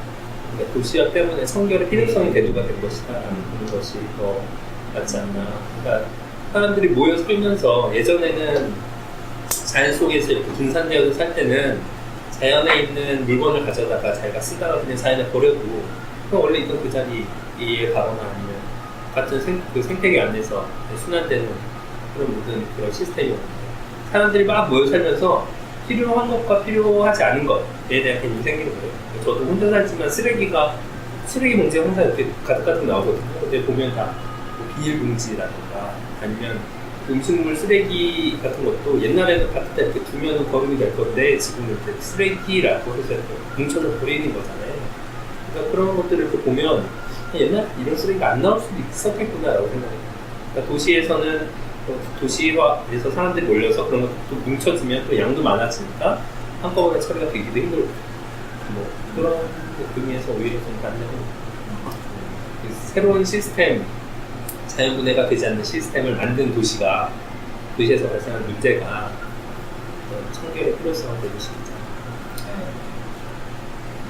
맞는 얘기인 것 같습니다. 뭐 하이힐 같은 것도 네. 너무 더러워서 물을 안 밟으려고 만들어진 구두라고 하고 네. 그러니까 오히려 거꾸로가 맞는다는 거죠. 그러니까 예, 뭔가 기술이나 뭐 이런 거는 도시화 때문에 생겨나기 시작했고 아니 거꾸로가 맞다는 얘기죠. 예. 다큐의 접근구가 아니라 도시화가 공장이라는 게 그런 것들이 생기면서 어쩔 수 없이 도시화가 생겼고 네. 근데 그 도시화에 의해서 청결 문제가 발생했는데 네. 그 청결 문제를 해결하니까 사람들이 다 모여들 수 있었고 또 그 부분에 또 청결 문제가 생기니까 그걸 또 극복을 했고 이러면서 그 사람들이 계속해서 도시로 몰려들고자 하는 욕구 때문이 아닌가라는 생각을 좀 해보게 되는 것 같아요. 말씀하신 것도 사실은 공감이 되는 게 또한 소비가 늘어나는 게 쓰레기를 늘리는 굉장히 큰 원인이 된 거잖아요. 그거를 우리 이 부분에도 포커스를 맞춰서 생각해보면 좋지 않을까. 사람이 많아지면 어쩔 수 없이 청결 문제는 생길 수밖에 없고 같이 사니까. 그러니까 사실 예전에는 전염병이라는 것을 예전에 원시 시대에 전염병이 있었을까 싶은 거예요. 왜냐면 떨어져 있었기 때문에 뭐 병이 돌더라도 그냥 부족뿐이었는데 죽고 끝났을 거라는 생각이 들어요. 부족의 소멸? 부족의 소멸을 끝났을 텐데 이게 뭐 사실은 뭐지? 특성 탈출도 그거잖아요. 바이러스가 비행기 때문에 훨씬 더 빨리 퍼지는 모습 이런 걸 생각을 해보면 사람이 많아져서 그런 거라는 생각을 하고 그 밀집되는 어쩔 수 없는 것 같아요.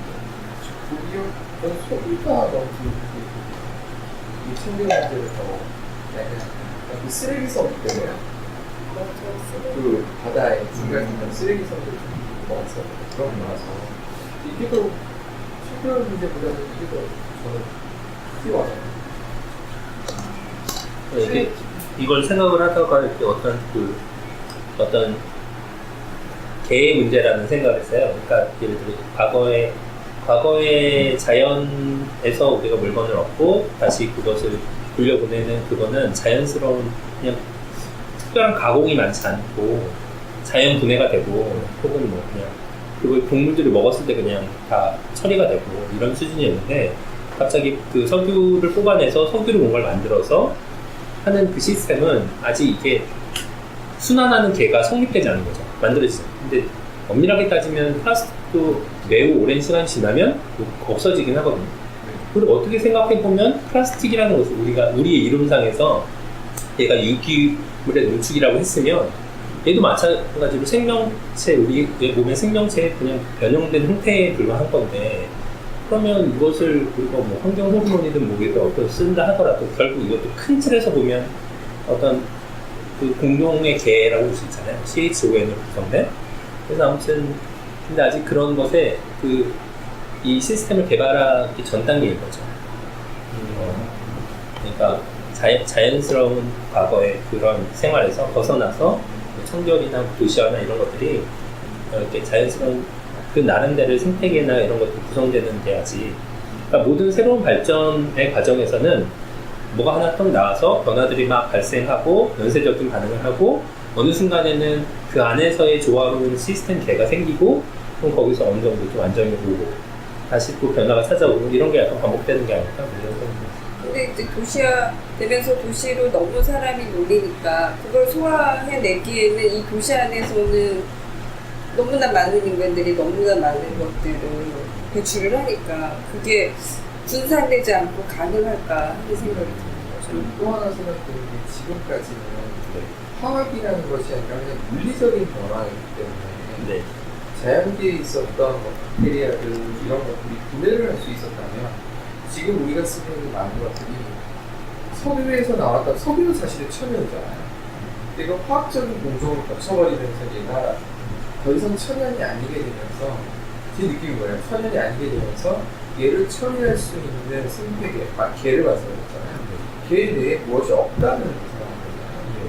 그렇다면은 말씀하셨던 걸로 이렇게 유추를 해버리면 비닐을 분해할 수 있는 무언가가 생명이 뭐가 탄생을 하든가 아니면 인간이 그걸 다시 자연에서 무언가 처리할 수 있는 형태로 바꿀 수 있는 화학 공정이 나오든가 이래야 되는 거 아닐까? 이런 생각이 들어요. 근데 사실 그런 미생물들이 있긴 하거든요. 그러니까 우리가 정말 상상도 하지 이런 게 과연 있어라는 신기한 미생물들이 있어요. 비닐 분해할 때고요. 어떤 거는 금을 생산해내는 미생물도 있어요. 금을 뭔가 그러니까 그런 이런 말도 안 되는 것들도 어디선가 금을 먹고 아니면 어디 무슨 돼요?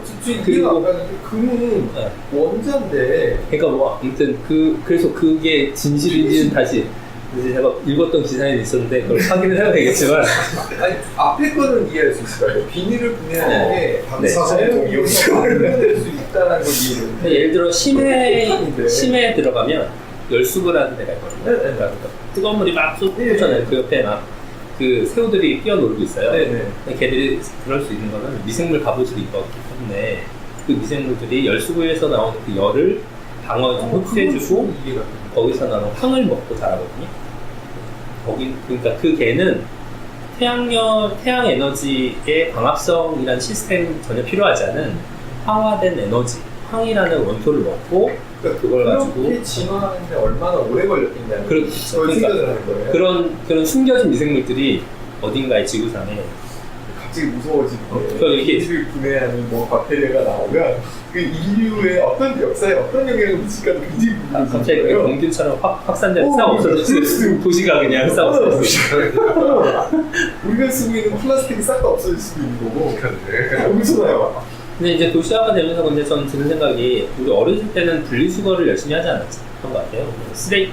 쓰레기통 이렇게 막 쌓아놓고 그냥 쓰레기 쓰고. 근데 요즘은 분리수거를 하고 뭔가 이렇게 쓰레기차도 그냥 이렇게 큰 폐기물을 뭐 이렇게 분리해서 버려야 되고 뭔가 그런 체계가 생겨나고 있잖아요. 그러니까 어떤 도시화를 하면서 사람들이 생겨난 문제점은 또 다른 방식으로 그 자체 해결이 안 되면 제도적이라던가 아니면 뭐 이런 걸로 계속 보완해 나가는 게 아닐까.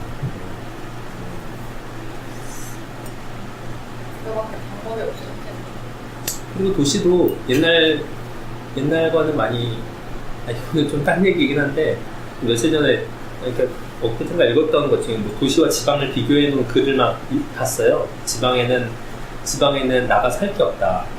뭐, 놀 것도 없고, 볼 것도 없고, 그리고 무슨 뭐 물가도 비싸고, 뭐 정말 이런저런 그게 드는데, 어느 순간에 되니까, 옛날에도 도시가 이렇게 재밌었을까라는 생각을 하는데 지금은 어디 가면 놀러 갈 때가 많잖아요. 뭐 미술관이라든가 박물관이라든가 영화관도 있고 아니면 뭐 달마다 서울에서 축제 같은 것도 하고 무슨 행사라는 것들을 계속 진행해서 사람들이 이렇게 놀거리를 제공하는데 옛날에도 과연 그랬을까? 좀 그런 생각이 안 들거든요. 제 기억에는 없고. 옛날에 어린이 되고 갔어요.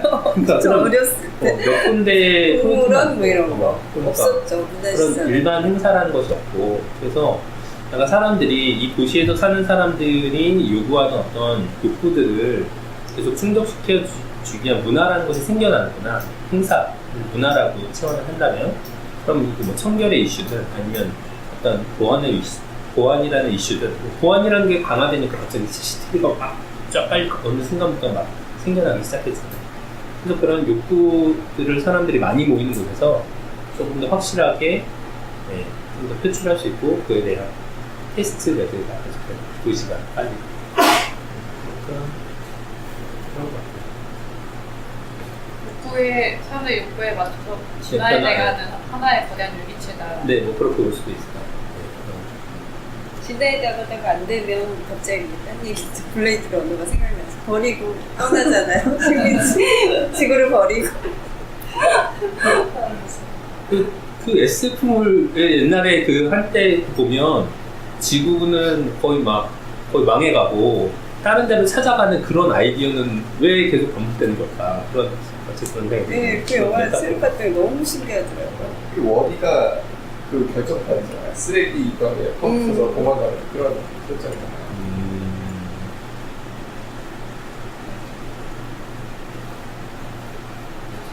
결국은 비닐을 분해하는 미생물을 많이 찾지 못해서. 그러니까 그 문제가 정말 심해지면 그런 요구가 생긴 그런 미생물을 찾거나 아니면 그 유전자 조작으로 만들어서 해결하는 시도가 나오지 않을까. 그게 실패하는 어린처럼 그거는. 글쎄요. 근데 그거는 이제 제가 더 어렸을 때 그런 영화들 보면 이해하지 못했던 게 아니 과학으로 다 해결될 수 있을 것 같은데 왜 도망가지? 라고 생각을 했던 거죠. 다 해결될 거야. 문제를 지금 계속 풀고 있잖아. 뭐 라고 생각을 한 거고. 근데 과학이 아니면은 제도 그때는 잘 몰랐지만 나중에는 뭐 제도라는 것도 있을 거고. 근데 왜 지구를 버려야 되나? 뭐 그런 생각을. 근데 그게 막연하게 지금 생각하면 걔네들의 모티브는 아마 그 유럽에서 신대륙을 찾아 떠나는 좀 뭔가 지금 여기서는 권력구조 싸움에서 내가 이길 수 없고 힘드니까 좀 더 새로운 곳에 가서 왕노릇을 하겠다라는 개념으로 이렇게 해석을 했었는데 아무튼 실제적으로 문제를 푼다면 그게 떠나는 거 좀 쉽지 않지 않을까. 최악의 상황에서 선택하는 방법이 있습니다. 어쨌든 다른 분들은 뭐 도시화에 지원했다라든지 아니면 도시화가 청결의 기법을 발전하도록 만들었다라는 거에 대해서 다 같은 생각이 듭니다. 지금까지 얘기한 내용 서로 상호 보완적인 관계인 것 같아요. 그러니까 계속 도시화가 되니까 청결이 더 높은 수준으로 유지되는 거고 또 그게 충족됐기 때문에 더 밀집된 도시화가 되면 더 그리고 청결이 없으면 도시화가 될 수 없을 수도 있었겠네요. 청결의 청결의 그런 기법을 발전하지 않았으면 밀집이 되는 게 쉽지 않았어요. 난 죽었을 텐데. 그렇진 않은 것 같은데 종쌤이 말했던 것처럼 이제 도시와에 관련된 문제는 거의 대부분 사실 해보셨다고 하셨지만 심시티에서 거의 대부분 이제 만나보실 수 있습니다. 그 도시 문제를 되게 다양한 종류의 도시 문제를 최근에 나온 심시티까지 하면 이제 많이 발견하는데요. 해법 중에 하나, 이게 다양한 해법 중에 하나, 이게 문제를 해결하는 해법 중에 하나가 할렘을 만드는 것도 있어요. 그러니까 다 모아놓는 거예요, 쓰레기를. 할렘을 고의적으로 만드는 거예요. 그러니까 어차피 그러니까 사람 모이고 커지게 되면은 이제 좋은 것도 많아지고 나쁜 것도 많아지는데 분리해서 좋은 거를 모아놓고 나쁜 걸 모아놓는 거예요. 이런 방식으로 문제를 해결하는 방법도 있어서 사실 청결이 완전히 해결이 되는 건 어렵겠죠 아마. 불결함이 완전히 해결되는 건 사실 어렵죠. 사실 불가능하다 봐요. 지금도 분리해 놓는 거잖아요, 단순히. 그러니까 더러운 것과 깨끗한 건 사실 상대적인 거긴 한데 비교적 깨끗한 것과 더러운 것을 분리해 놓는 것뿐이지 사실 그렇다 생각하는데 청결함, 되게 더러운 걸 해결하고 있다고 생각하진 않아요. 그러니까 물론 내가 사는 환경 안에서는 나는 청결한 쪽에 끼어서 살고 싶지만 사실 지금도 서울도 그렇잖아요. 그러니까 우리는 되게 도시화된 도시화된 곳만 다녀서 사실 서울이 되게 도심처럼 보이는데 아직도 판자촌이 존재하고 있고 용산의 어딘가에 가면은 이제 거의 뭐 판자에 가까운 정도 수준의 필리핀 어디 저 멀리 그 산에서 볼 수 있는 그런 집들이 아직 서울에서도 존재하니까요. 툭방촌이 있는데 이제 그거를 어린 학생들이 사진을 찍거나 뭐 이런 데로 온대요. 그래서 그분들이 굉장히 불쾌하고 그런 걸 느낀다는 기사를 본 적이 있거든요. 걔네들한테는 신기한 환경이니까 취재를 한답시고 들어오고 막 사진을 구경하러 찍어대고 가는 거예요. 청결 기술의 발달이라는 거는 결국은 그냥 깨끗한 것과 더러운 걸 분리를 어떻게 잘 효율적으로 하느냐. 그렇죠.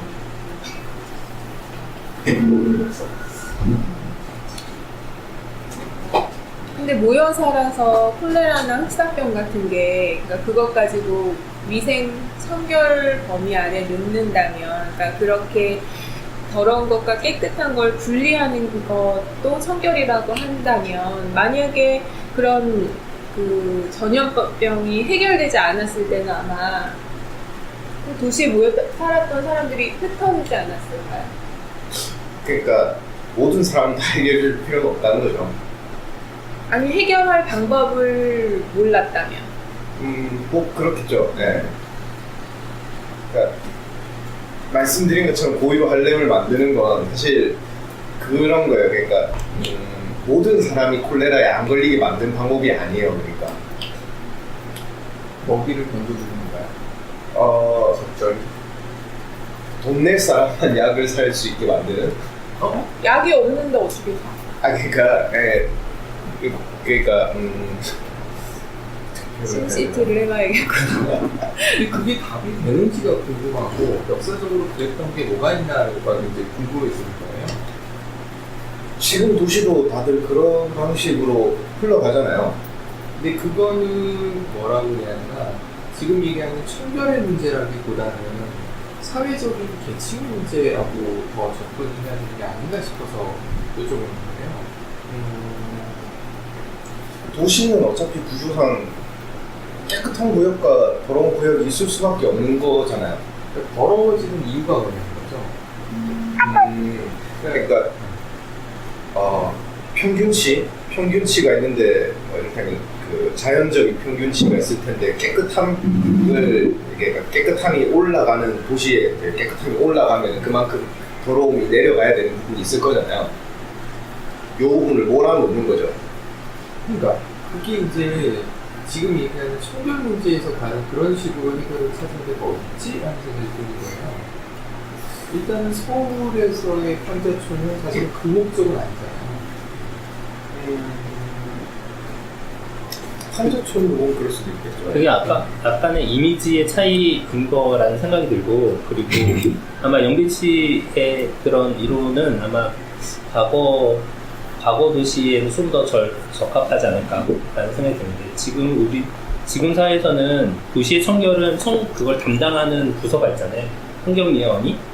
그분들은 모든 도시 다 돌아다니니까 기본적인 수준은 다 이렇게 맞추려고 하겠죠. 근데 이제 그에 비해서 좀 더 뭐 지역이 좀 약간 노후화된 건물이 있다던가 아니면 거주하는 사람들이 조금 더 많이 어지럽힌다던가 뭐 이런 경우는 일시적으로는 더 지적돼 볼 수 있겠지만, 결국 전체적인 평균은 환경위원들이 똑같이 관리를 하고 있기 때문에 그 기준은 똑같다라고.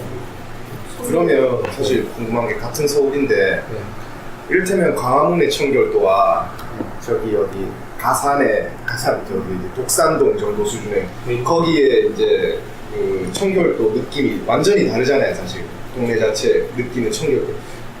거기 공무원들도 똑같은 돈 받고 비슷한 정도 수준으로 치워주실 건데. 그거는 저는 그렇게 생각해요. 그 지역에 있는 사람들이 그런 거에 대한 인식이 좀 떨어지는 거라고 저는 느껴지거든요. 아니면 뭐 그 지역에 있는 뭐 산업 구조 때문일 수도 있죠. 그렇죠. 주거 지역이 많은 사실 지역과 정말 그 다른 지역이 많은 지역은 금강인데 홍대랑 여의도랑 영등포. 사실 영등포까지는 뭐 그 가산이나 뭐 이런 쪽까지는 안 가더라도 영등포까지만 하더라도 사실 산업구분이라든가 아니면 건물의 수준이라든가 이런 걸로 봤을 때는 사실 제가 봤을 때는 큰 차이가 없어 보이거든요. 그러니까 여기 거의 하나로 이어져 있잖아요. 쭉. 그게 저는 그 지역에 사는 사람들의 인식 문제라고 저는 그거는 청결 아니고 환경 미화 뭐 이 정도 아닐까요? 그래서 청결이 아니라 그 뭐라 꾸민다는 표현도 그렇고 깔끔하기 위해하는 그런 걸 말씀하시는 거 아닌가요? 그러니까 보기에 정리 잘해서 그럴 수 있을 것 같아요. 그런 식으로 느껴져서 좀 다르지 않나라는 생각이 들거든요. 근데 그거는 맞는 것 같아요. 그러니까 청결이라는 게 정말 우리가 해결한 게 아니라 아까 쓰레기섬, 바다의 쓰레기섬이라든지 철저히 이렇게 분리되어 있고 어딘가에 해결되지 않은 채 남아있는 거다라는 거는 그거를 쓰레기 문제로 생각하니까 어딘가에 남아있다고 생각하는 거지. 저희가 청결 다큐멘터리 보면 이제 쓰레기 문제뿐만 아니라 뭐 염소 소독을 통한 이런 것도 있잖아요. 그런 걸로 보면 어떻게 보면 해결되는 분야도 저는 있다고 생각해요. 쓰레기 같은 거는 사실 해결되지 않은 문제도 있지만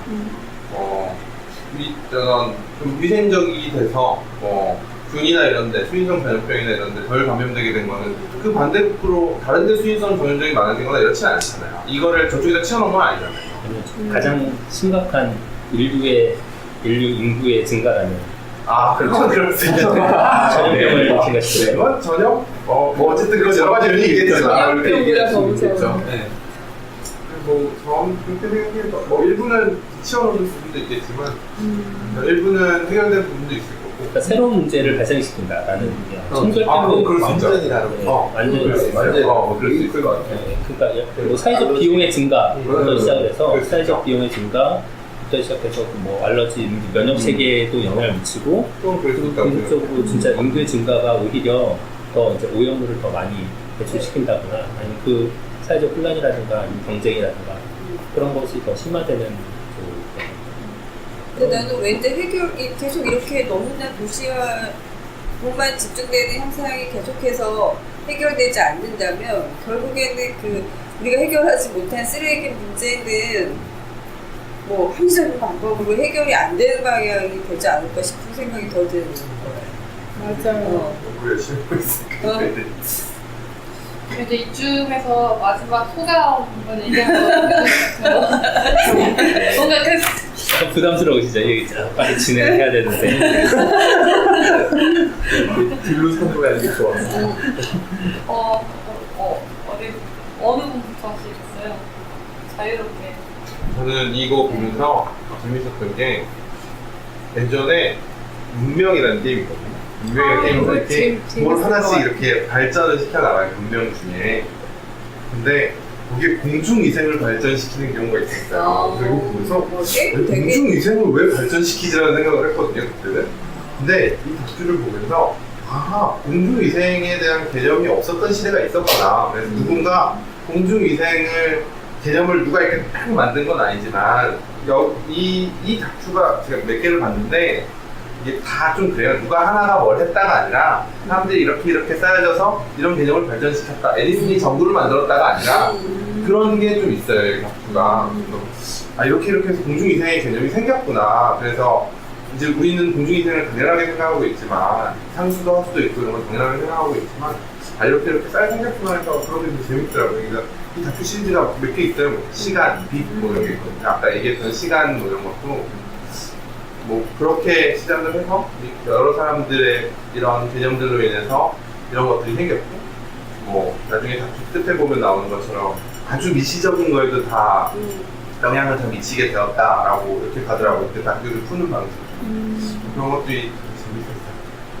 트렌디한 것 같은 다큐가. 인물 중심, 인물을 그렇게 하지 않아. 연구하는 게 그렇지 않아. 아니라. 좋더라고요. 저는 그 콜레라가 막 심각했을 때 여기 나오는 내용은 아닌데 그때가 빅토리아 여왕 그때인가요? 하여튼 그때 어떤 식으로 사람들이 헤맸는지를 잠깐 어떻게 봤는데 이게 콜레라균이 어떤 경로를 통해서 감염이 되는지를 찾지 못했을 때 물에 닿으면 안 된다고 생각했대요. 그래서 마른 수건? 이런 걸로 막 몸을 닦았대요. 여기 이제 구멍들 있잖아요. 모공. 글로 그 물이 닿으면 물을 통해서 거기에 있는 균이 모공을 통해서 몸에 흡수된다고 생각해가지고 눈이랑 입 주위만 살짝 물로 닦고 사람들이 닦지를 않았대요. 물로 전혀. 입주위를 닦으면 안 돼요. 그래서 그냥 그 다큐 보면서 그 제목이 되게 와닿더라고요.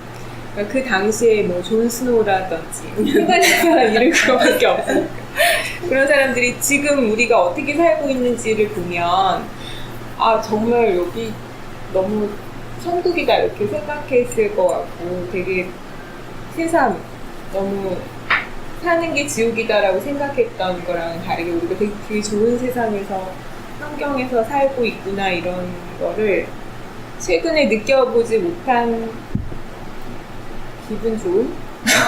안도감? 그때 태어났으면 어떻게 됐을까 막 이런 생각도 들고 다음에 미래 다큐를 보면 괴로워지겠네.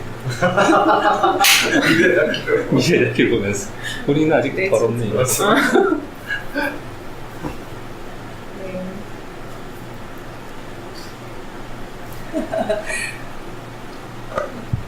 코로나 항상 재밌었고요. 저도 약간 그 청결의 역사도 재미있었는데, 그러니까 그 뒤에는 뭐 다른 얘기인지 모르겠지만 이런 지금이 청결하게 가능하게 했던 게 우리가 아는 뭐 되게 유명한 과학자라거나 이런 사람들이 아니라 알려지지 않고 결코 부자도 되지 못한 그렇게 나오잖아요. 그런 사람들의 작은 발상에 의해서 시작됐다는 게 되게 재밌었고 원래 미시 역사 이런 거 안 좋아하는데 다시 한번 좀 그런 쪽으로 한번 읽어볼까 하는 생각이 들게끔 하게 바뀌더라고요. 생각보다 재밌었어요. 뭐 이런 걸 해? 막 했는데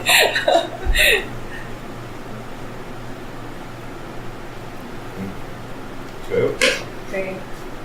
전 안 보고 왔습니다. 예, 전 게을러서 남의 거 잘 안 보거든요. 제가 봤던 거 아니면 잘 안 봐서 사실 잘 몰랐던 거고, 네. 혹시나 내용이 뭐, 물은 답은 알고 있고, 물이 답은 알고 있다, 뭐 이런 거가 아닐까 하는 그런 두려움을 안고 왔는데, 사실. 다행히 그건 아니라서. 얘기 들어보면서 사실 심시티 하면서 겪었던 내용들이 굉장히 많이 기억이 났고요. 사실 심시티 하면서 기본적인 도시의 흐름, 도시가 가지게 되는 문제점 같은 거에 인과적인 흐름이 있어요, 기본적으로. 뭐 이를테면 처음에 상하수도라든가 아니면은 발전이라든가 전기 같은 걸 해결해주고 점점 사람이 모이게 되면은 이제 발전이 처음에는 이제 당연히 화력 발전이 싸죠. 저렴해서 화력 발전을 쓰다 보면 화력 발전이나 상하수도가 혐오 시설이에요 사실. 청정한 어떤 그 태양열이라든가 아니면은 이제 풍력 발전은 굉장히 비싸고요. 그래서 근데 그런 것들은 적은 양의 전기나 효율이 굉장히 낮은 반면에 이제 혐오 시설은 아니고 처음에는 돈이 없으니까 당연히 도시에 돈이 없으니까 혐오 시설로 가득가득 짓다 보면 사람들이 많아지고 혐오 시설을 몰아듣게 이제 도시 외곽으로 몰게 되고 도시 외곽으로 몰게 되면서 중간에 이제 상업 지역이나 이제 사람들이 이제 주거 지역이라든가 공장 지역들은 굉장히 발전을 하게 되는데 점점 하게 되면 이제 도시 외곽으로 점점 주거 지역이 밀려나게 돼요.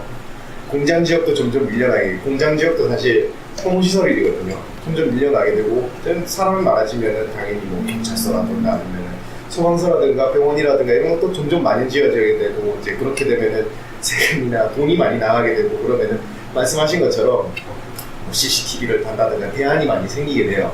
이제 소방서도 많이 못 지으니까 땅값이 비싸서 소방서도 많이 못 지으니까 헬기를 짓게 된다든가 이런 되게 다양한 도시 문제들을 안게 돼요. 그리고 요즘 심시티에 되게 현실적으로 많이 이렇게 표현이 돼서 도로도 굉장히 힘들어요. 도로 짓기가 굉장히 힘들어요. 로터리의 효율성을 굉장히 뼈저리게 느끼게 됩니다. 그래서 요새 서울에 로터리가 그렇게 많이 생겨요. 로터리가 정말 효율적이에요. 지금 되게 많이 생겨요. 그러니까 차는 어차피 많이 생길 수밖에 없어요. 사람이 늘어나면 늘어나요. 어차피 도시는 사람이 많아질 수밖에 없는 환경이거든요. 도시는 자연재해나 전쟁이 아니고서는 사람이 줄어들 수 없어요. 웬만해서는. 그렇기 때문에 또 차는 점점 늘어날 거고 그렇기 때문에 점점 그 러시아워에 특히나 러시아워에 굉장히 그 차 문제가 많이 생기거든요. 그래서 로터리라든가 아니면은 이게 뭐라 해야 되지 차 위로 이렇게 고가도로 같은 것도 많이 발전시키게 되고 그럼에도 불구하고 차 문제가 해결이 잘 안 돼서 지하철을 만든다든가 버스를 만든다든가 이런 다양한 문제들을 해결해 나가는 게 사실 심시티예요. 이런 문제들 통해서 심시티를 보시면 이런 다양한 문제들을 해결하시면서 도시 문제, 도시와의 문제점 이런 것들을 보실 수 있을 거예요. 아무튼 뭐 그러면서 그런 생각들이 많이 났어요. 저는 처음에 이 주제, 이 BBC 이 다큐를 찾아보면서 주제들을 쭉 보면서 이거 약간 미시사, 과학사 이런 쪽으로 만들었구나라는 생각을 했어요. 어렸을 때 처음에 고양이 대학살인가 그 책을 처음 봤을 때 이게 러다이트 운동 뭐 하고 막 그 산업화시대 때 했던 그런 맞나? 고양이 패스트 얘기인가? 아무튼 그때 내용을 이렇게 보면서 아니 똑같은 사회 현상을 어떻게 다른 자그마한 소재로서 시작해서 이야기를 풀어나갈 수 있지라는 약간 신기한 게 있었거든요. 그리고 두 번째는 그래도 우리가 어렸을 때 배웠던 역사 얘기는 거의 정치와 경제사 중심으로 국가 단위로 뭔가 이렇게 배워왔는데 대학교 들어서 처음 배웠던 어떤 과학사라는 걸 보고 되게 좀 약간 되게 새롭고 놀라웠어요. 이런 어떤 하나의 분야 안에서도 역사가 존재하고 그리고 그것들이 사회 전반에 미치는 영향이 생각보다 넓구나 라는 생각을 하면서 아마 그래서 이 다큐의 제목들을 봤을 때 이 사람은 또 어떤 방식으로 이것을 카테고리를 짰을까. 그리고 예전에도 청균세라는 어떤 저자가 뭐 그런 걸 쓴 적도 있잖아요. 그래서 그렇게 봤는데 이 사람은 아무래도 어떤 개념을 중심으로 이렇게 이걸 짠 것 같아요. 그러니까 어떤 특정한 물질이나 어떤 상품 뭐 이런 게 아니라 우리가 갖고 있는 어떤 개념의 변화, 시간의 변화, 성결의 변화, 이런 개념이 어떻게 과거와 현재가 달라지고 이 개념들의 영향에 따라서 사회가 변해야 한다 뭐 이런 생각이 들었던 것 같아서 이런 시도 자체도 재밌다 이렇게 생각을 했고 그리고 뭐 성결 근데 생각보다 사례가 다양하지 않았다 50분 안에 이게 좀 아쉬웠어요. 왜냐면 주요 뭐 상하수도랑 그리고 그 어떤 표백제 산업화인데 사실 조금 더 많이 얘기할 수도 있었을 텐데 짧은 시간에 이런 생각도 좀 약간 아쉬운 점도 좀 있었고요. 네, 뭐 아무튼 전반적으로는 그런 시도 자체가 좀 재밌게 얘기할 수 있을 것 같아요. 괜찮을 것 같아요. 기본적으로 저는 이 안에서 들부산으로 가는 걸 좋아하는 스타일이에요. 미국에서 되게 좋아하는데 말씀하시는 걸 들어보면서 되게 재밌었어요. 얘기를 하다가 엉뚱한 데로 튀는 거거든요. 사실은 이 다큐 자체의 흐름도 어떻게 보면 엉뚱하게 튀는 역사를 훑어간다는 느낌으로 살짝 받았었거든요. 근데 저희가 이렇게 얘기하는 과정 속에서도 청결로 얘기하면서 엉뚱한 데로 가잖아요. 사회문제로 가고 엉뚱한 데로 튀는 걸 보면서 참 재밌는 것 같다. 집단지성 이런 건가 싶기도 하고 저 그런 생각이 되게 많이 들어요. 토이스토리를 처음 기획했을 때 이제 어두운 영화였다고 얘기하더라고요. 근데 그걸 이제 모여서 이야기를 하다가 완전히 틀이 바뀌었다는 얘기를 들었었거든요. 그런 것들이 있어서 참 좋다는 생각을 해봐요.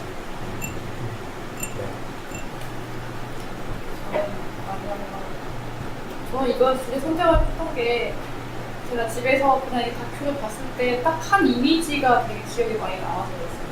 그 상수도원이 되게 많이 오염돼가지고 그 이렇게 수돗물을 딱 트는데 죽은 물고기가 막 부두두두 나오잖아요.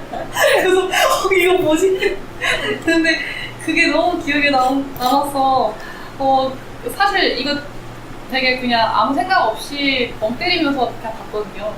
근데 딱 그 정도의 주제여서 좋았어요.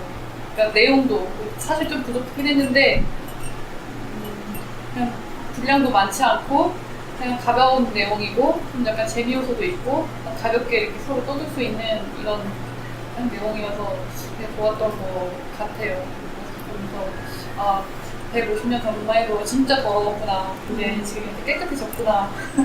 그걸 알게 돼서 재밌었어요.